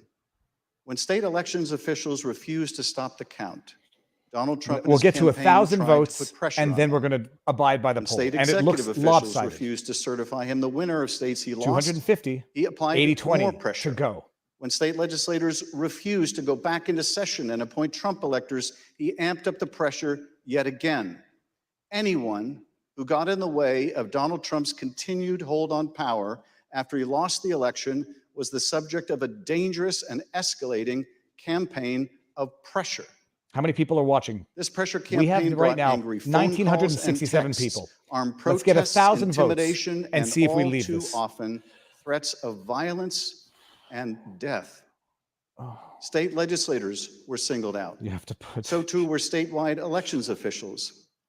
I Even know we can get local to 1,000 elections votes workers quickly. Go click a button, diligently people. doing their jobs were accused of being 329, criminals and had 350, their lives turned 80-20. upside down. I think it's an insurmountable lead. As we will Let's do show, it. the president's supporters heard the former president's claims of fraud and the false allegations he made against state and local officials. And he heard as the a president call say, to action. peacefully march. Stop the steal! Stop the steal! Is this in front of Kavanaugh's house? Stop the steal! Is this in front of democracy? Is this in front of Kavanaugh's house? You're a threat to free an honest election. Shouldn't be doing it, by the way, if that's someone's residence. But I'm just wondering, is this Kavanaugh's house? Because they tolerate this when it's a Supreme Court judge. You're a tyrant, you're a felon, and you must turn yourself in to the authorities immediately. Oh, it's funny that And then about 45 protest minutes on later, we Kavanaugh's started to front hear the lawn, no noises problem. outside my Uh, home. do and this, that's- problem. My stomach And by the way, sunk, they're and I both thought, problematic. me. It's not a And question. And then it's just, we don't know Oh, what's going to, I mean, the uncertainty of that was what was we're the at fear. Like, 488 are they votes, coming people. with guns? Are they gonna 448 votes, attack and my it's house? still 78 to I'm in here 22. with my kid, I'm trying to put him to bed. And so it was, that was the scariest moment, just not knowing what was going to happen. I know it's scary when people are on your front lawn This protesting. pressure campaign except against state and unless it's local for a officials spanned Schmorcher numerous decision and it's contested Kavanaugh. states, as you will Bunch of see in this video hypocrites. produced by the Select Committee. My name is Josh Roselman. I'm an investigative counsel for the House Select Committee to Wow, investigate the other January 6th investigative attacks counsel on was the about United 12 years States old as Capitol. well. Beginning in late November 2020, the president and his lawyers started appearing before state legislators, Let's see what- urging them to let's see give what their this is. electoral votes to Trump, even though he lost the popular vote. Even though, here. I represent President Trump along with Jenna Ellis, and this is our fourth or fifth hearing. Okay, people. Election has to be turned around because we won Pennsylvania by a lot, and we won all of these swing states by a lot. This was a strategy with both practical and legal elements. The Select Committee has obtained an email from just 2 days Legal after elements? the I thought you said it was election, illegal. in which a Trump campaign lawyer named Cait Mitchell asked another Trump lawyer, John Eastman, to write a memo justifying the idea. When do you remember this coming up? A lawyer as an writing a option in legal the memo? Post-election period for the first time. Right after the election. Okay, Might have I been would before the start another poll. Do we wait until we get to Eastman prepared 1,000 memo votes, or do we just attempting end to this now? justify this strategy, which was circulated to the Trump White House, Rudy Giuliani's legal team, and state legislators around the country. And he appeared before the Georgia state legislature to advocate for it publicly. But you could also do what the Florida legislature was prepared to do, which is to adopt a slate of electors yourselves. Is that when you not add in the mix constitutionally of the permitted? significant statistical anomalies and sworn affidavits and video evidence of outright election fraud, I don't think it's just your authority to do that, but quite frankly, I think you have a duty to do that to protect the integrity of the election here in Georgia. But Republican officials in several states released public statements recognizing that President Trump's proposal was unlawful. I can't For even make it instance, entertaining. Georgia Governor Brian Kemp called the proposal Brian Kemp said it was. unconstitutional, while Arizona House Speaker Rusty Bowers wrote that the idea would undermine the rule of law. You mean people disagree on a legal theory? Oh my goodness! To go along with the theme Insurrection. intensified when President Trump invited delegations from Michigan and Pennsylvania to the White House. Either you or Speaker Chatfield, did you make the point to the president? Some that you were lawyers not think going it's to do not anything that not a bona violated fide legal Michigan theory. law? Terrible. I believe we did. Whether or not it was those exact words or not, but I think that the words that I would have more likely used is we were going to follow the law. Nevertheless, the pressure continued. This is The next day, as President authentic Trump as an tweeted, infomercial. quote, "Hopefully the courts and or legislatures will have the courage to do what has to be done to maintain the integrity of our elections and the United States of America itself. The world is watching." Oh, terrible. He posted multiple messages on Facebook. He listing can't the post contact that? information for state officials and urging his supporters to contact them to, quote, "demand a vote on decertification." In one of those posts, President Trump disclosed Mike Shirkey's personal phone number to his millions of followers. Well, what is this about exactly? That's All a I problem. remember is That's a problem. So receiving get a new number and apologize. over just shy of 4,000 text messages over a short period of time. That is bad. Unless that's his. Take action. Unless that's his, It was his a- congressional number. Loud noise, loud, consistent cadence of, we hear that the Trump folks are calling and asking for changes in the electors, and you guys can do this. Well, they were believing things. Okay, if it's a public number, These efforts also involved targeted That's outreach relevant. to state legislators. Hi, Representative. My name is Angela McCallum. I'm calling from Trump campaign headquarters in Washington, D.C. You do have the power to reclaim your authority and send a slate of electors that will sounds very, support very President peaceful and Trump very and fight democratic to me. President Pence. What's from President Trump's lawyers and from Trump himself. And I've become friendly with legislators that I didn't know 4 weeks 600 ago. votes. It's Another 7. legislator, But the funny thing is, the Pennsylvania longer House we Speaker go, Brian Cutler received daily voicemails is from it Trump's lawyers in the mathematically last possible week of to get November. to a majority Mr. stay? Speaker, We have 400 Rudy votes Giuliani left. and Jenna Ellis. We're calling you together because we'd like to discuss. I don't think it's obviously, the mathematically election. possible to get to a stay. Hello, Mr. Speaker. This is Jenna Ellis, and I'm here with Mayor Giuliani. I had Jenna Ellis on the channel. Hey, Brian, it's Fantastic Rudy. interview. I really have something important to call to your attention that I think really changes things.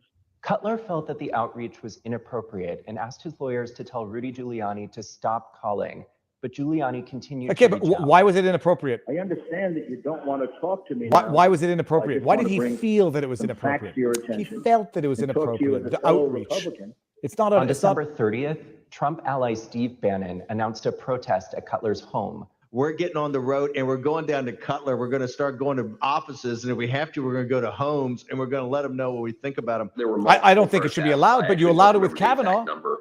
Good for Kavanaugh, not good for others. Bunch of hypocrites. Outside either my district office or my home. And you're correct. My son, my 74-26 son now. was home by himself for the first one. All of my personal information was doxed online. It was my personal email, my personal cell phone, my home phone number. In fact, we had to disconnect our home phone for about 3 days because it would ring all hours of the night and would fill up with messages. Brian Cutler, we're outside. Clerks facing felony charges in Michigan. Poll Yeah, watchers not deny hypocrisy hierarchy. No, this is just hypocrisy. The Trump campaign spent millions of dollars running ads online and on television. Picketing outside their evidence offices is is different than overwhelming. picketing outside their Call homes. your governor and It's legislators. never outside a home. It's not Demand right. they It's actually inspect specifically machines illegal and with hear respect the to judges. evidence. Public pressure on state officials often grew dangerous in the lead up to January. Okay, people, 6th. I'm listening to the chat. I'm listening. I'm listening.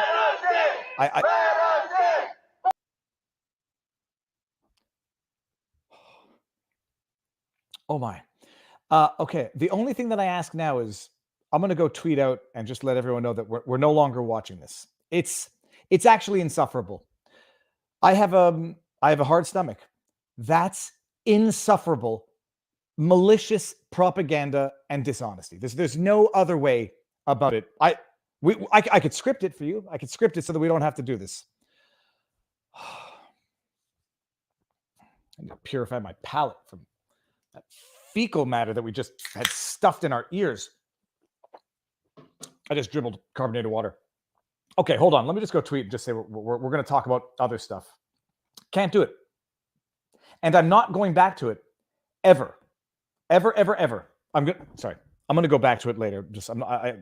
I appreciate how it's insufferable, intolerable not covering Jan 6. It's too nauseating. Come back and we'll cover other better stories. This is endless rubbish. Boom. Oh my. Holy, sweet, merciful goodness. Okay, so what do we move on to now? I might head back to this afterwards, but no. Let's go. There's a few more stories that I want to actually talk about. Share screen.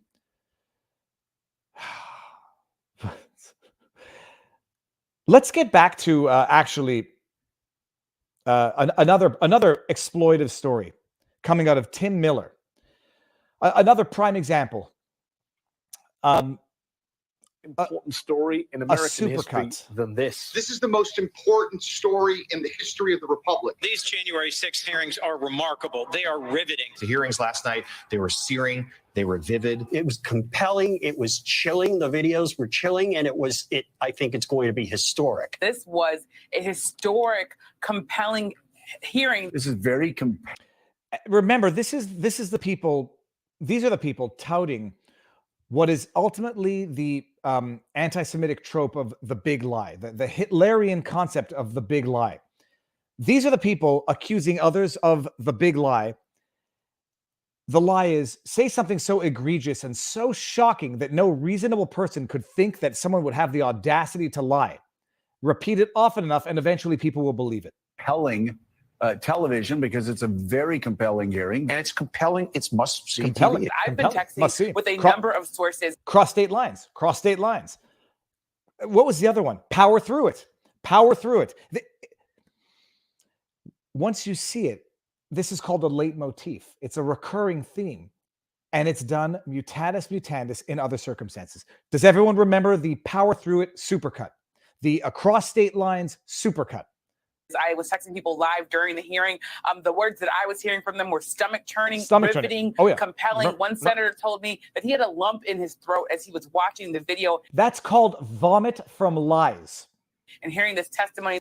No, nobody's watching this crap. And so the only way that they can tell people what happened is by lying to them. Stunning testimony from stunning. the House Select Committee investigating the January 6th assault. I love this. I don't, who has the patience to put these together? God bless him, because somebody has to. Power through it. I want to pull up the power through it after this one. Cross state lines. It's just like they think people are stupid. They think people are stupid. From the witnesses, of course, what the committee was able to offer in terms of new materials that we had never seen new before. materials. This is so much worse than something like Watergate. Look. Oh, sorry. I don't know if they're talking about the hearing or the event. January 6th was worse than Watergate.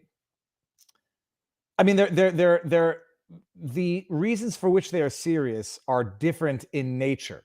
A protest turned violent is a protest turned violent. The president committing crimes and then proceeding to try to cover them up is different in nature. I mean, one comes from the top down. Hold on, what's in my pocket? Okay, that's my license. Let's just keep going. This is so much worse than Watergate. This is a watershed moment for our democracy. What happened on January 6th is so much worse than Watergate. Really? It really. Hold on. Let me just, sorry, I had a funny joke that I can't make. By 100 degrees. Orders of magnitude worse than Watergate. It is amazing. They've got their talking points. Like, I remember people saying these things like, it's syndicated news by and large, so they're going to have similar themes, and that's one explanation. But this is just orchestrated. You know about Watergate in the history books. What does this have to do with Watergate? Like, how is this comparable to Watergate, but for the fact that Watergate has become the term to describe government scandal? They need to iconically associate this with scandal. It's totally unrelated. It's not comparable because it's a different beast than Watergate. Compare it to Clinton blue dress gate. I did not compare it to that. Watergate out of the water. Watergate is a walk in the park next to the January 6th attack on American democracy. Yeah, because one was a violent protest, the other was government corruption. They're just not comparable. So, whatever. And the almost assassination of an American vice president at the hands of. I'm sorry. Did they just hold on? I'm sorry. Democracy and the almost assassination of an American vice president at the hands of a mob incited by the American president. Who is that guy, people? Who is this man who now tops the chart of liars? The almost assassin. Are they talking about Pence? Are they suggesting that there was almost that occurred that day? American president. This is the most important and disturbing incident that's ever happened in the 246 years of the American constitutional republic. Grabian, good work. Then this guy, Tim Miller, who's he? Cuck Zone. I can't tell if things are satire anymore. MSNBC analyst, so no, it's not going to be satire. This guy, what does cuck zone mean? I don't understand what's going on in the world anymore. It doesn't matter. A president trying to stay in power after they lost and instigating a deadly assault when what he said was peacefully protest. Go home in peace, he said. But if you say so, on the Capitol is obviously worse than Watergate. Thanks for doing your part to signal boost, Tom. I smell sarcasm. My sarcasm detector is not that rusty. I smell sarcasm. Let me just go back to my response. However, you do realize that the two people who were actually killed, that day were killed by Capitol Police, Ashley Babbitt and Roseanne Boyland. And I have to be fair because there is dispute around Roseanne Boyland, so I don't want to be accused of not steel manning the other side. The others died of medical emergencies, natural causes, Brian Sicknick, stroke, and then the people who allegedly took their lives or who apparently took their lives in the days and weeks, the Capitol Police in the days and weeks following, which is, if I were an investigative journalist, I would be asking questions and looking into those stories. So you are exploiting the true victims a second time. Well done, team Tim OCD, Tim ODC. Hashtag confession through projection. Okay. There's just no shame, but my goodness, is it pathological? They get these talking points, no matter where you watch on MSM, you're getting the same variation of the same message and you're being lied to. Those supercuts are amazing. Now, there was the other supercut at one point in time about fair, accurate reporting. Syndicated news outlets are going to run the same message. So it's it'll make for a shocking supercut edited montage. But when you're a syndicated news outlet, it makes sense. You're going to be running the same approved syndicated talking points. So that's a little less compelling. This is relatively compelling. Let's just see what people had to say about the thanks. I'm fascinated by CNN accusing Fox News of being a one-story news broadcast after 7 years of Trump. What else was oh, by the way, this is funny. This is what I'm looking at right now. This is my setup. I've found an alternative use for my Shorty Award statue. It is a camera. This is so cool. I'm looking at my computer screen at what I'm looking at when I look at you, the world. And let's just see in the background. Is there anything embarrassing? No, we're good. Those are my studio floodlights. There were some other interesting stories. Let's get there. Okay, we got that story.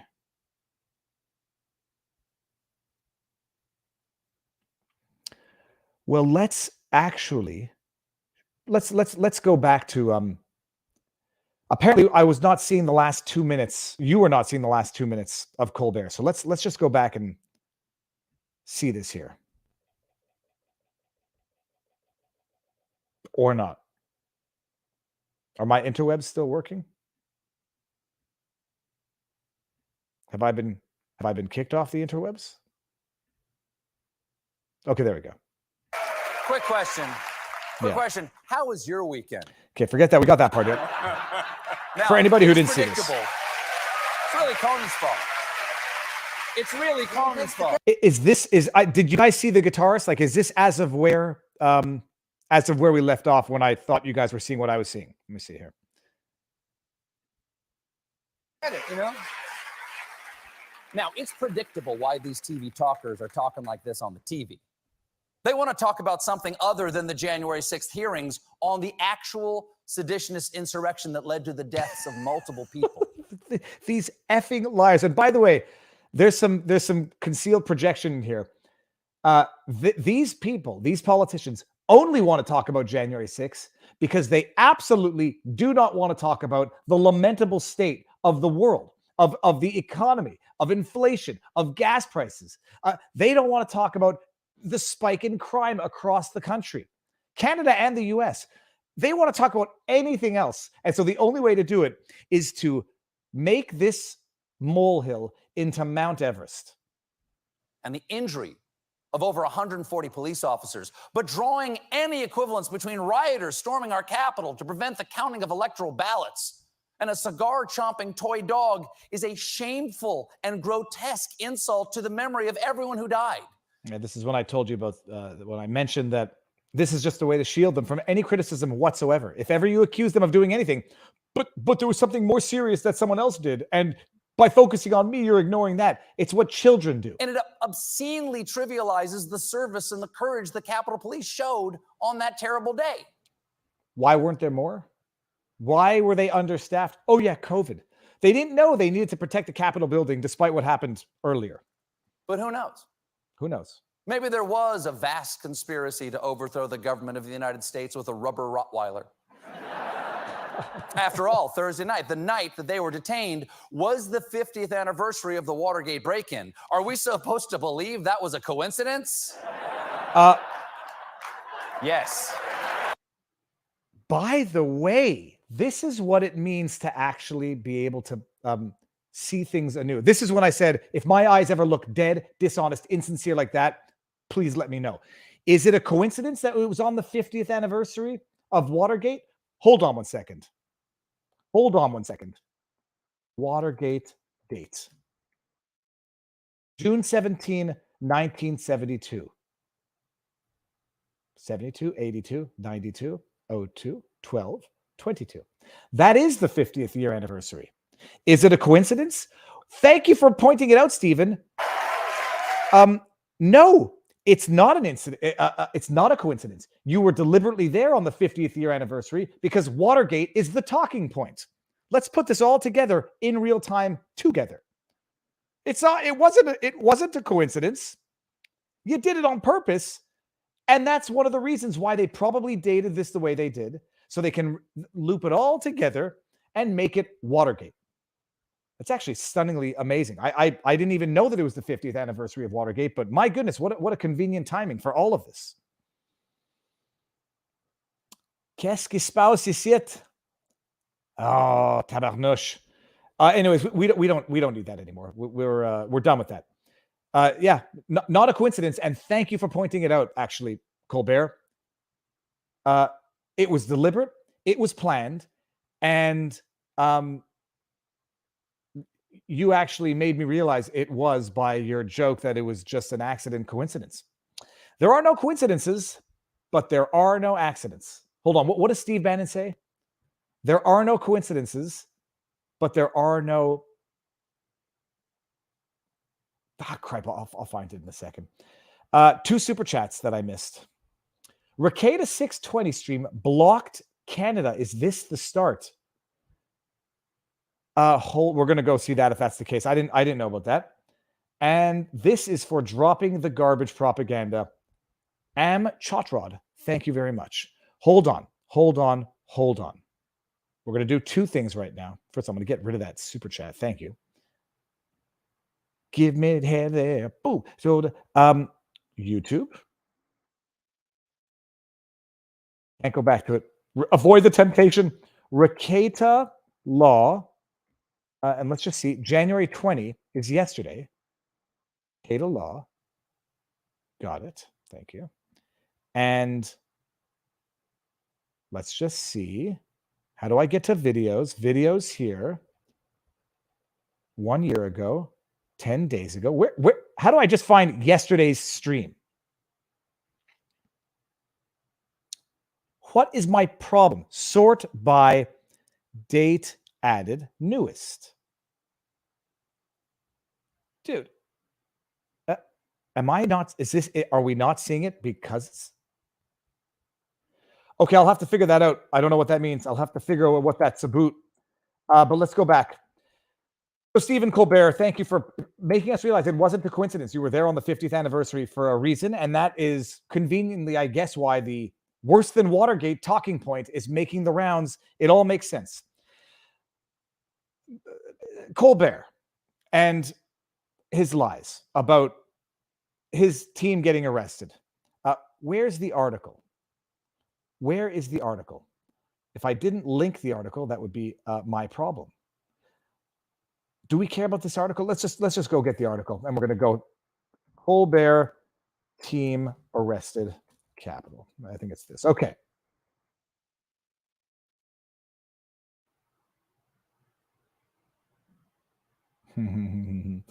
Let's see here. Trespass.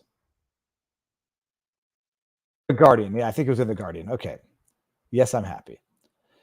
7 staff members from The Late Show with Stephen Colbert were arrested, not detained, arrested for allegedly trespassing on, and I appreciate allegedly, they haven't been convicted yet, trespassing in a Capitol Hill building.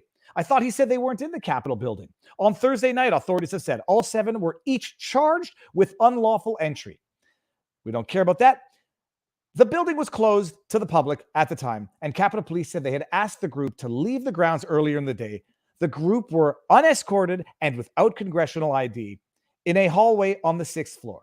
United States Capitol Police said. Yeah, but they went through security during the day, so therefore they must have gone through security then. It's atrocious. But we want to look at Roseanne Boyland and the situation surrounding her death. Which one do we? Let's go to CNN Fact Check and see what they have to say. Was protester Roseanne Boyland crushed to death during the events of January 6th, criticizing inaccurate initial reports on the cause of Capitol Police Officer Brian Sicknick's deaths?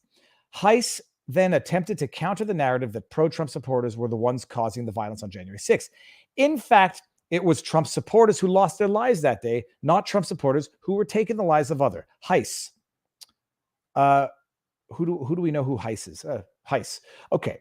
Conclusion. While initial reports claimed Boyland had been crushed to death among the crowds at the Capitol, the D.C. medical examiner ultimately ruled her death was an amphetamine overdose. Let's see another one. Daily Beast. Drug overdose. Vanity Fair, January 5th. This is all running the same story. Trampled in a crowd. Oh, how do I get this out of here? Trampled in a crowd. Her family investigates how Boyland's embrace for... Oh, boy.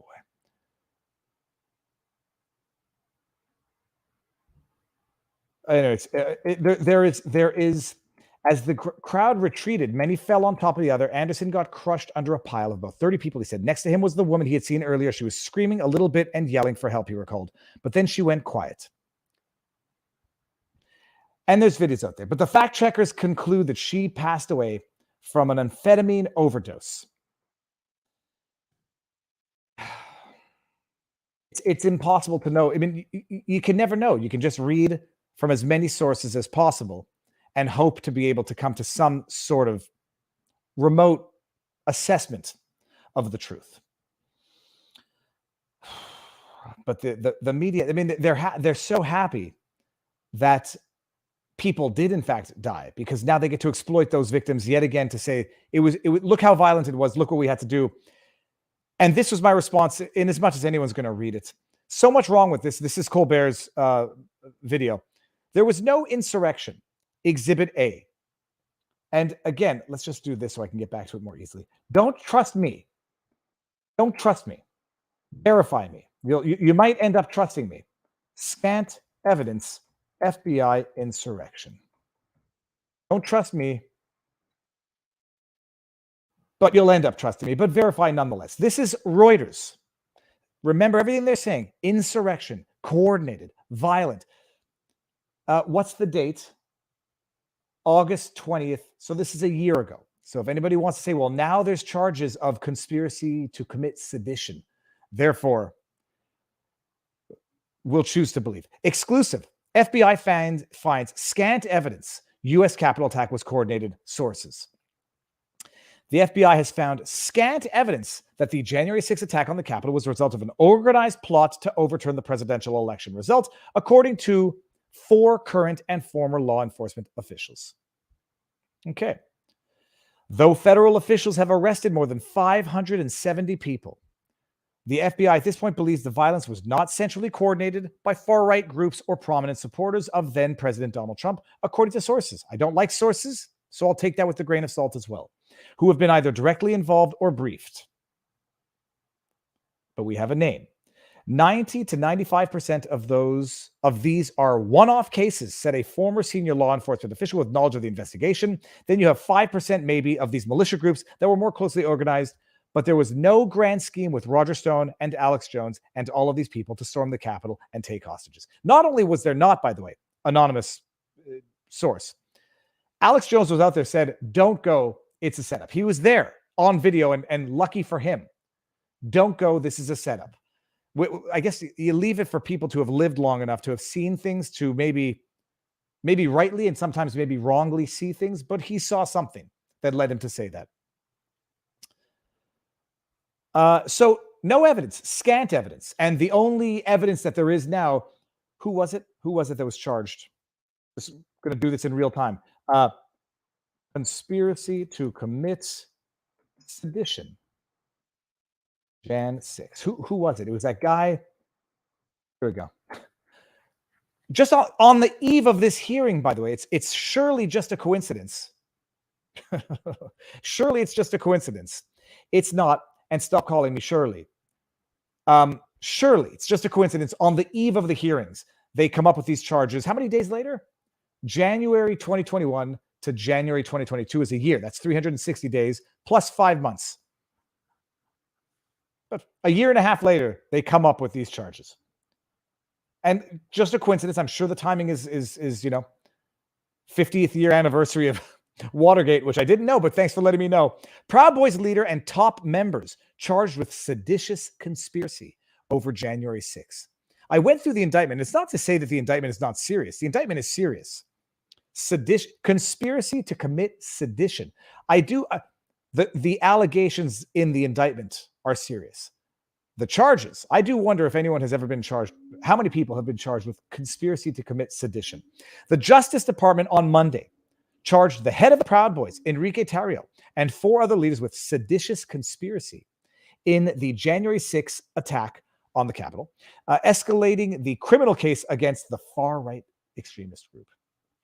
These are the most aggressive charges brought by the Justice Department against the Proud Boys, and their first allegations by prosecutors that the group tried to oppose by force the presidential transfer of power. By the way, the Department of Justice should probably not be proud of aggressive charges. You probably just want just and proportionate charges. I mean, if it's the Department of Justice and not the Department of Injustice or the Department of Political Prosecution, the most aggressive charges that they tried to oppose by force the presidential transfer of power. Oh, you mean like this? You mean like this? Disrupt 2020?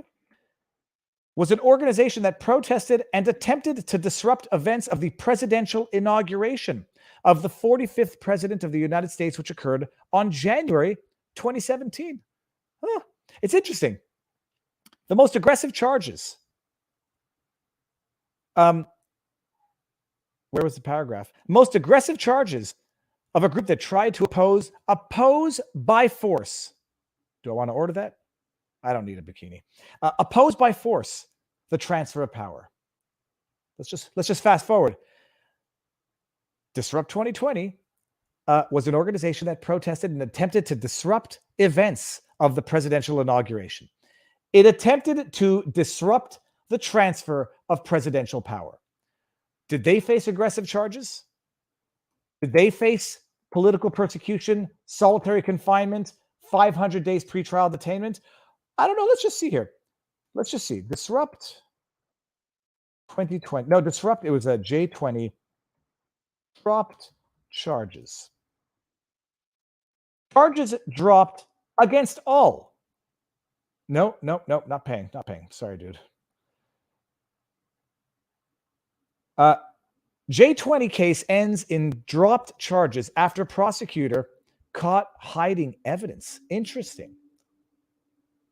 Here we go. Let's see what's going on here. This is learning in real time, people. I don't know how well you can see this, but on July 6th, Assistant U.S. Attorney Rizwan Qureshi quietly filed a motion to dismiss all 39 remaining inauguration date J20 charges. This is pre-January 6th.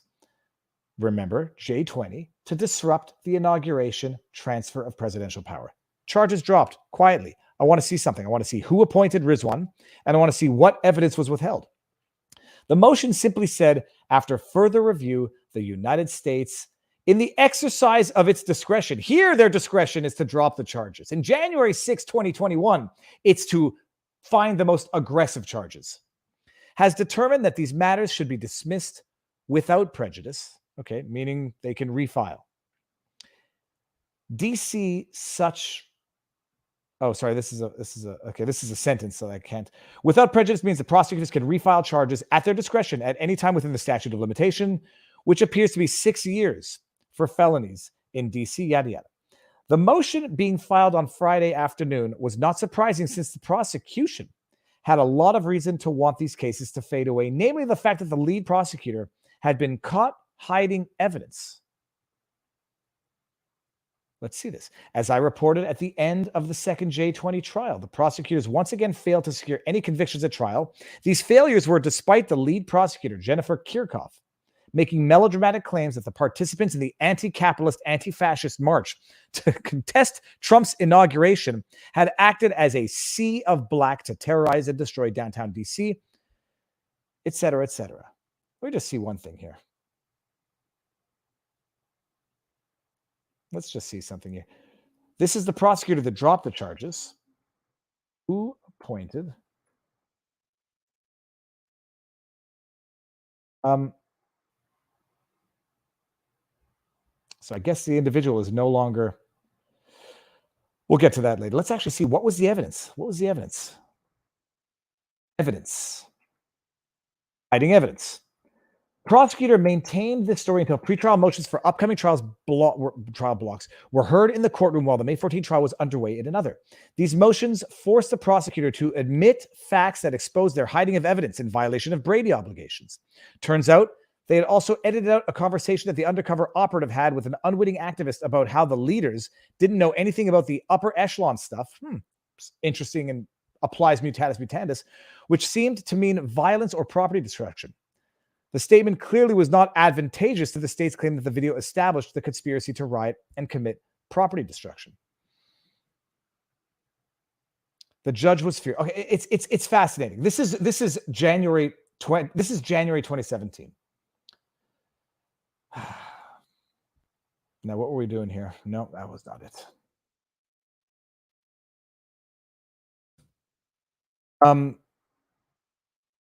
It's almost too much to be able to comprehend, to fathom, to keep in your mind. They're the most aggressive charges ever being brought against 570 individuals. Charges dropped? Hell no. They've pleaded. Jake Angeli, the QAnon shaman, 41 months in prison. Oh, so that was the. There was no insurrection, scant evidence from the FBI. They were invited in, people. We've seen the evidence. We've seen the acquittal. And Capitol Police needed January 6th to know to be on alert. They learned nothing from the January 2017 protests. Virtually all charges dropped. Some people went to trial. Doesn't look like they got convicted. And the prosecutors had to quietly drop the charges. How many charges have been dropped in the January 6th insurrection? This insurrection, they have congressional committee hearings, 500 days of investigation. They're on their 4th day of wasting government resources on this. If this was an insurrection, so too was what happened in January 2017. It wasn't in the certification process where the protests took place. It was to prevent the inauguration, which is the formal transfer of presidential power. Crickets. Capitol Police lived through that. Apparently didn't learn their lesson such that they were understaffed. This day, they let people into the building. You know what? Trust but verify, people. Hold on. Trust but verify. I don't want you to believe me. Capitol Police let protesters in. Acquittal. Which one do we trust here? We'll trust an enemy, because if they have to admit it. A man claimed police let him into the Capitol on January 6th. A judge found him not guilty of all charges. Way to state, BuzzFeed liars, that the judge said, I believe that the police let you in. I believe there's video evidence of it. The judge, don't join the two. Just announcing his decision from the bench, U.S. District Trevor McFadden said that although prosecutors argued there were numerous incidents when Martin would have been aware that he wasn't allowed on Capitol grounds or inside the building as he walked past the fences, yada, yada, yada. Those were outweighed by Martin's plausible belief that he had permission because officers didn't try to stop him from entering. I believe, actually, it was a little bit stronger than that. The crux of Martin's defense, in his own words, that he was let in by 2 Capitol Police officers who were standing in the doorway when he entered and made no attempt to stop him. He argued that one of the officers waved him through, and his lawyer showed a zoomed-in video that appeared to show the officer making gestures with his hands. It appeared to show. The video that they showed appeared to show officers waving him in. And the judge agreed with the defense. McFadden said he wasn't convinced that one of the officers actually waved Martin in, but his interpretation of the video was that Martin had waited to enter while the officer leaned forward to speak with another person and then leaned back, reopened the passageway. Martin tapped the officer on the shoulder and the officer leaned back further. The judge said he found Martin largely credible in his description of events, although he also thought the defendant shaded his testimony at times to minimize his actions. The spin is strong with this one. The judge in this particular case believed, based on the video, that the officers waved them in, let them in, and how could they then find them guilty of anything when the police let them in? Oh, it's a very difficult process to keep up to speed with all of the nonsense, because you have to know when you're getting lied to, which means you have to either know to ask the question or have the knowledge of what's being withheld from you, and then just hope that you reach somebody with this. Okay, let me pull this away and see what's in the chat here. They did wave them in. No, there's video. In certain places, they waved them in. In other places, there were broken windows and forced entry. In certain areas, they were let in willy-nilly. In other areas, they pushed and there was violence, period. It would be disingenuous and discrediting to assert otherwise. It was not a purely peaceful Ottawa protest. Was it characterized by violence? Was it an insurrection? Well, I mean, that just depends on what your perspective is. Do not believe your lying eyes. I watched live. They let them in and slowly walked inside. There were obviously places where the cop fell over and struck her head, the first witness on day one. The crowd pushed. Why, in the name of God's green earth or God's blue earth, whatever the earth color is, why, in the name of all things that are holy, they would have been understaffed, knowing what was coming, and use bike racks. In January 2017, let me just show you the images. Disrupt January 20 images. They had, first of all, I mean, look at these images. They had proper barricades. They barricaded off the inauguration, which was one of the issues as to why there weren't that many people, or there was a lesser amount of people at the inauguration, because it was barricaded off. Let's see if I can find pictures of the barricades here. And they were like the tall, proper riot barricades, not bike fences of an understaffed police force who knew or ought to have been aware that these protests were coming because they got permits for these protests. January 6th protest permits. FBI advanced knowledge. Washington Post. Let's just see if the word permit is in here. At one point, Milley suggested locking down the city and revoking permits for protests. And Acting Defense Secretary Christopher Miller said he feared a bloody... The protesters had permits. Intelligence knew in advance of what they thought were people mumbling about doing things. They did nothing. They were understaffed because of COVID, turned down the National Guard, and conveniently now get to weaponize this entire thing the way they're doing right now. And the only thing they want out of this is to find a way to indict Donald Trump on some charges. Doxing. Looks like they're going after doxing. Fraud, defrauding the U.S. They want to go after him on the, actually talked about it with Barnes and Jenna Ellis, about the fraud committed for fundraising, because they were fundraising on the basis that the funds would go to support legal challenges. And it seems that maybe the GOP that were doing the fundraising didn't use all those funds for constitutional challenges. And there might have been a grift in there. It's just a question of who's responsible for it and whether or not it's unlawful. I mean, as Barnes mentioned during our last stream, apparently there was verbiage in the donation that you donated for this, and it can be used. The monies can be used for any other purpose the committee or whoever the GOP determines appropriate. So there was probably a catch-all that will absolve them of using the funds for reasons other than constitutional challenges. Oh, so that's it. What time is it? 2:00. What else was there? So Armchair Warrior live stream tomorrow night, and it's a sidebar tomorrow night. It's gonna be phenomenally interesting. Didn't know he wrote a book. Apparently, he wrote a book. It's like a animated sort of comic book. Tomorrow night sidebar is going to be fantastic. Armchair Warrior. Yesterday's stream was phenomenally interesting as far as I'm concerned. But yeah, Taxi Driver, 12 years old. And I'm not even sure I can finish the movie because I can't. You live, don't ever meet your heroes and don't ever learn, how your favorite movies were made.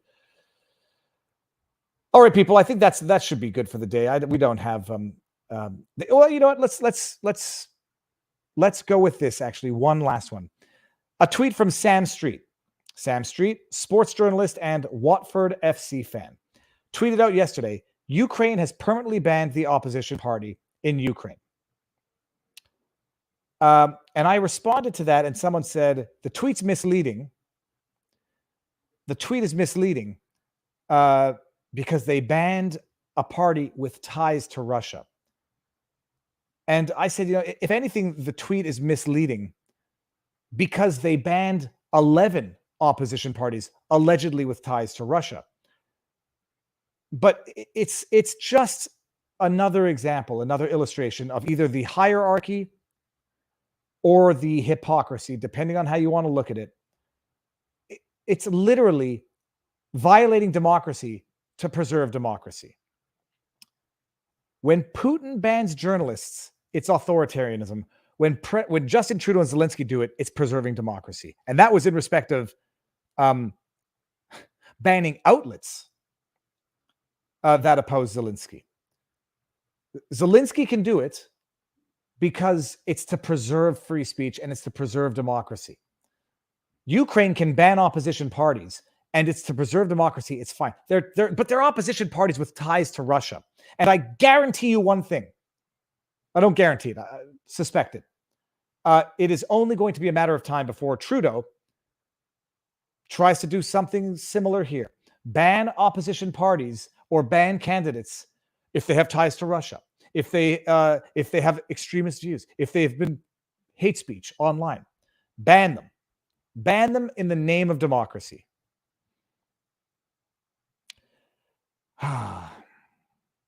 Okay, let's do it. We'll end the day now. Tomorrow night is going to be fantastic. The week after, we've got another one lined up for the afternoon. And I actually now realize I have a meeting this afternoon. Don't forget, it wasn't insurrection when rioters attempted breaching the White House on May 29, 2020. Secret Service having to move president to bunker. Nor was it when they tried to interfere with the Kavanaugh hearings. Nor was it when they tried to interfere with the inauguration. Nor what it goes on and it goes on and it goes on, and there's no end to it.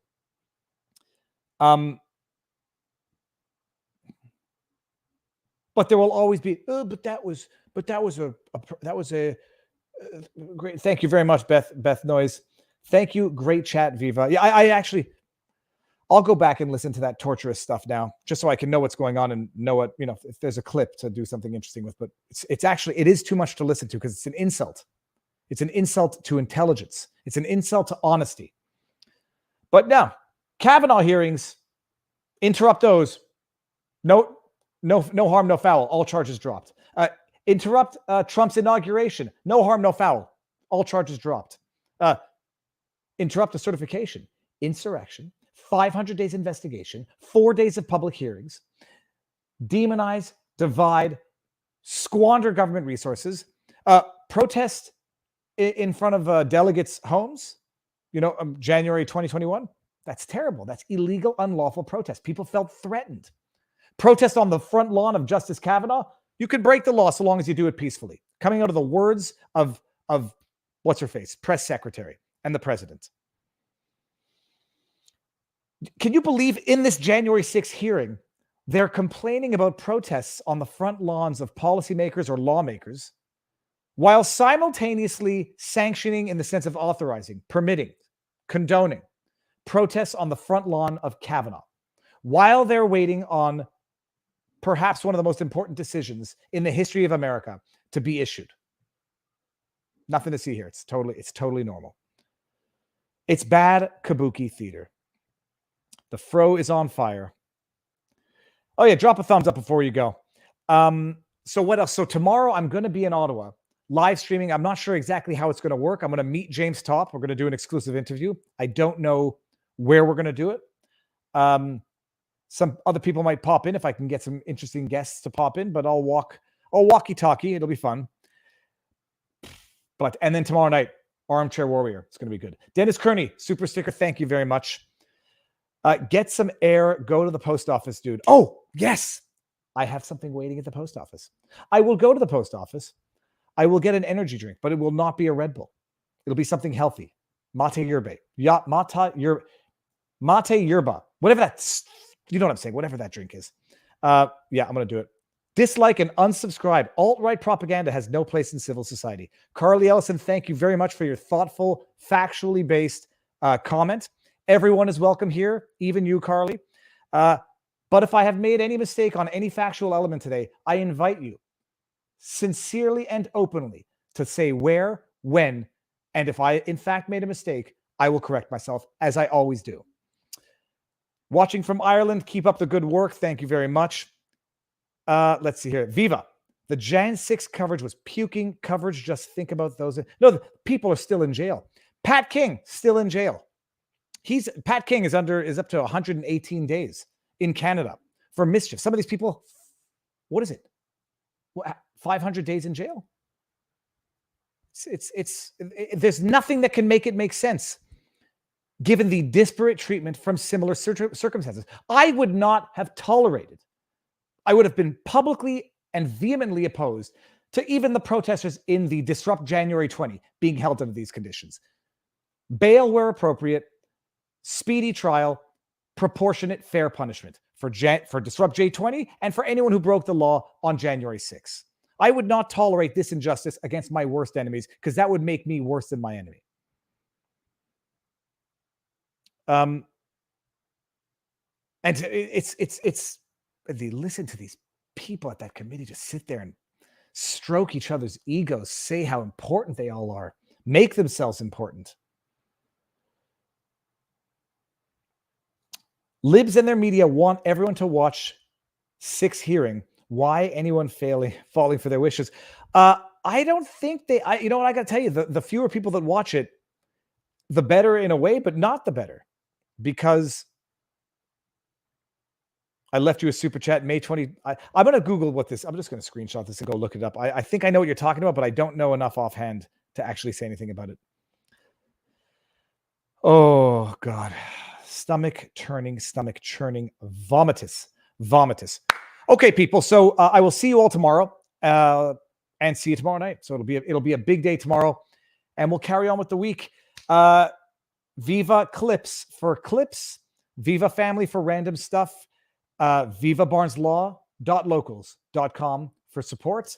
If you want to support the channel, merch, vivafry.com, and there's some great merch there. Thanks, Viva. Top's interview will be great, historical. It's going to be beautiful, and I love your dog, by the way. I'm going to guess that is a male, 11 years old, and beautiful. You're not going to justify Barnes' tweet. Don't try. What tweet? What tweet are we talking about? I'll go look. I don't know. What tweet could I have to... First of all, I don't have to justify anything for Barnes. Barnes is a big boy. He can justify himself. And nor do I run to the defense reflexively, even of friends or allies, if I think they've made a mistake. Nor do I throw enemies under the bus if I don't think they're wrong.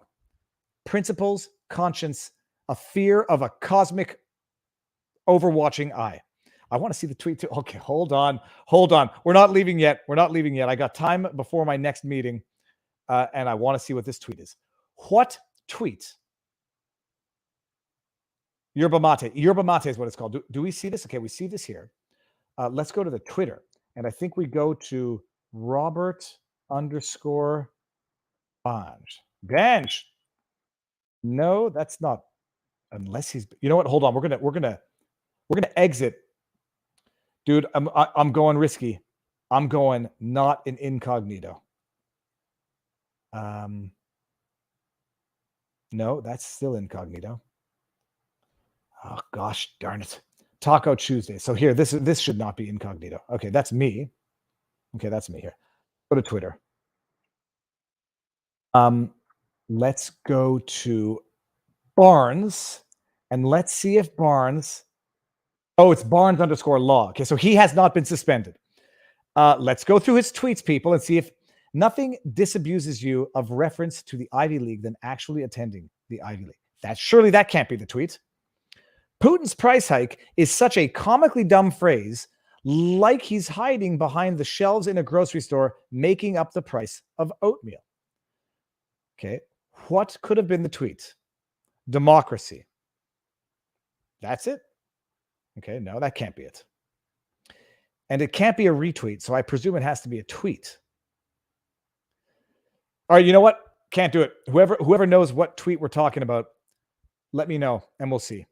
What, Robert Barnes? Okay, peeps, go. Get some sunlight. It's a beautiful day out there. I'm going to go walk a dog, squeeze another dog, and off to Ottawa tomorrow. So I will see you all on the flip side, dude meisters. Enjoy the day. Peace out.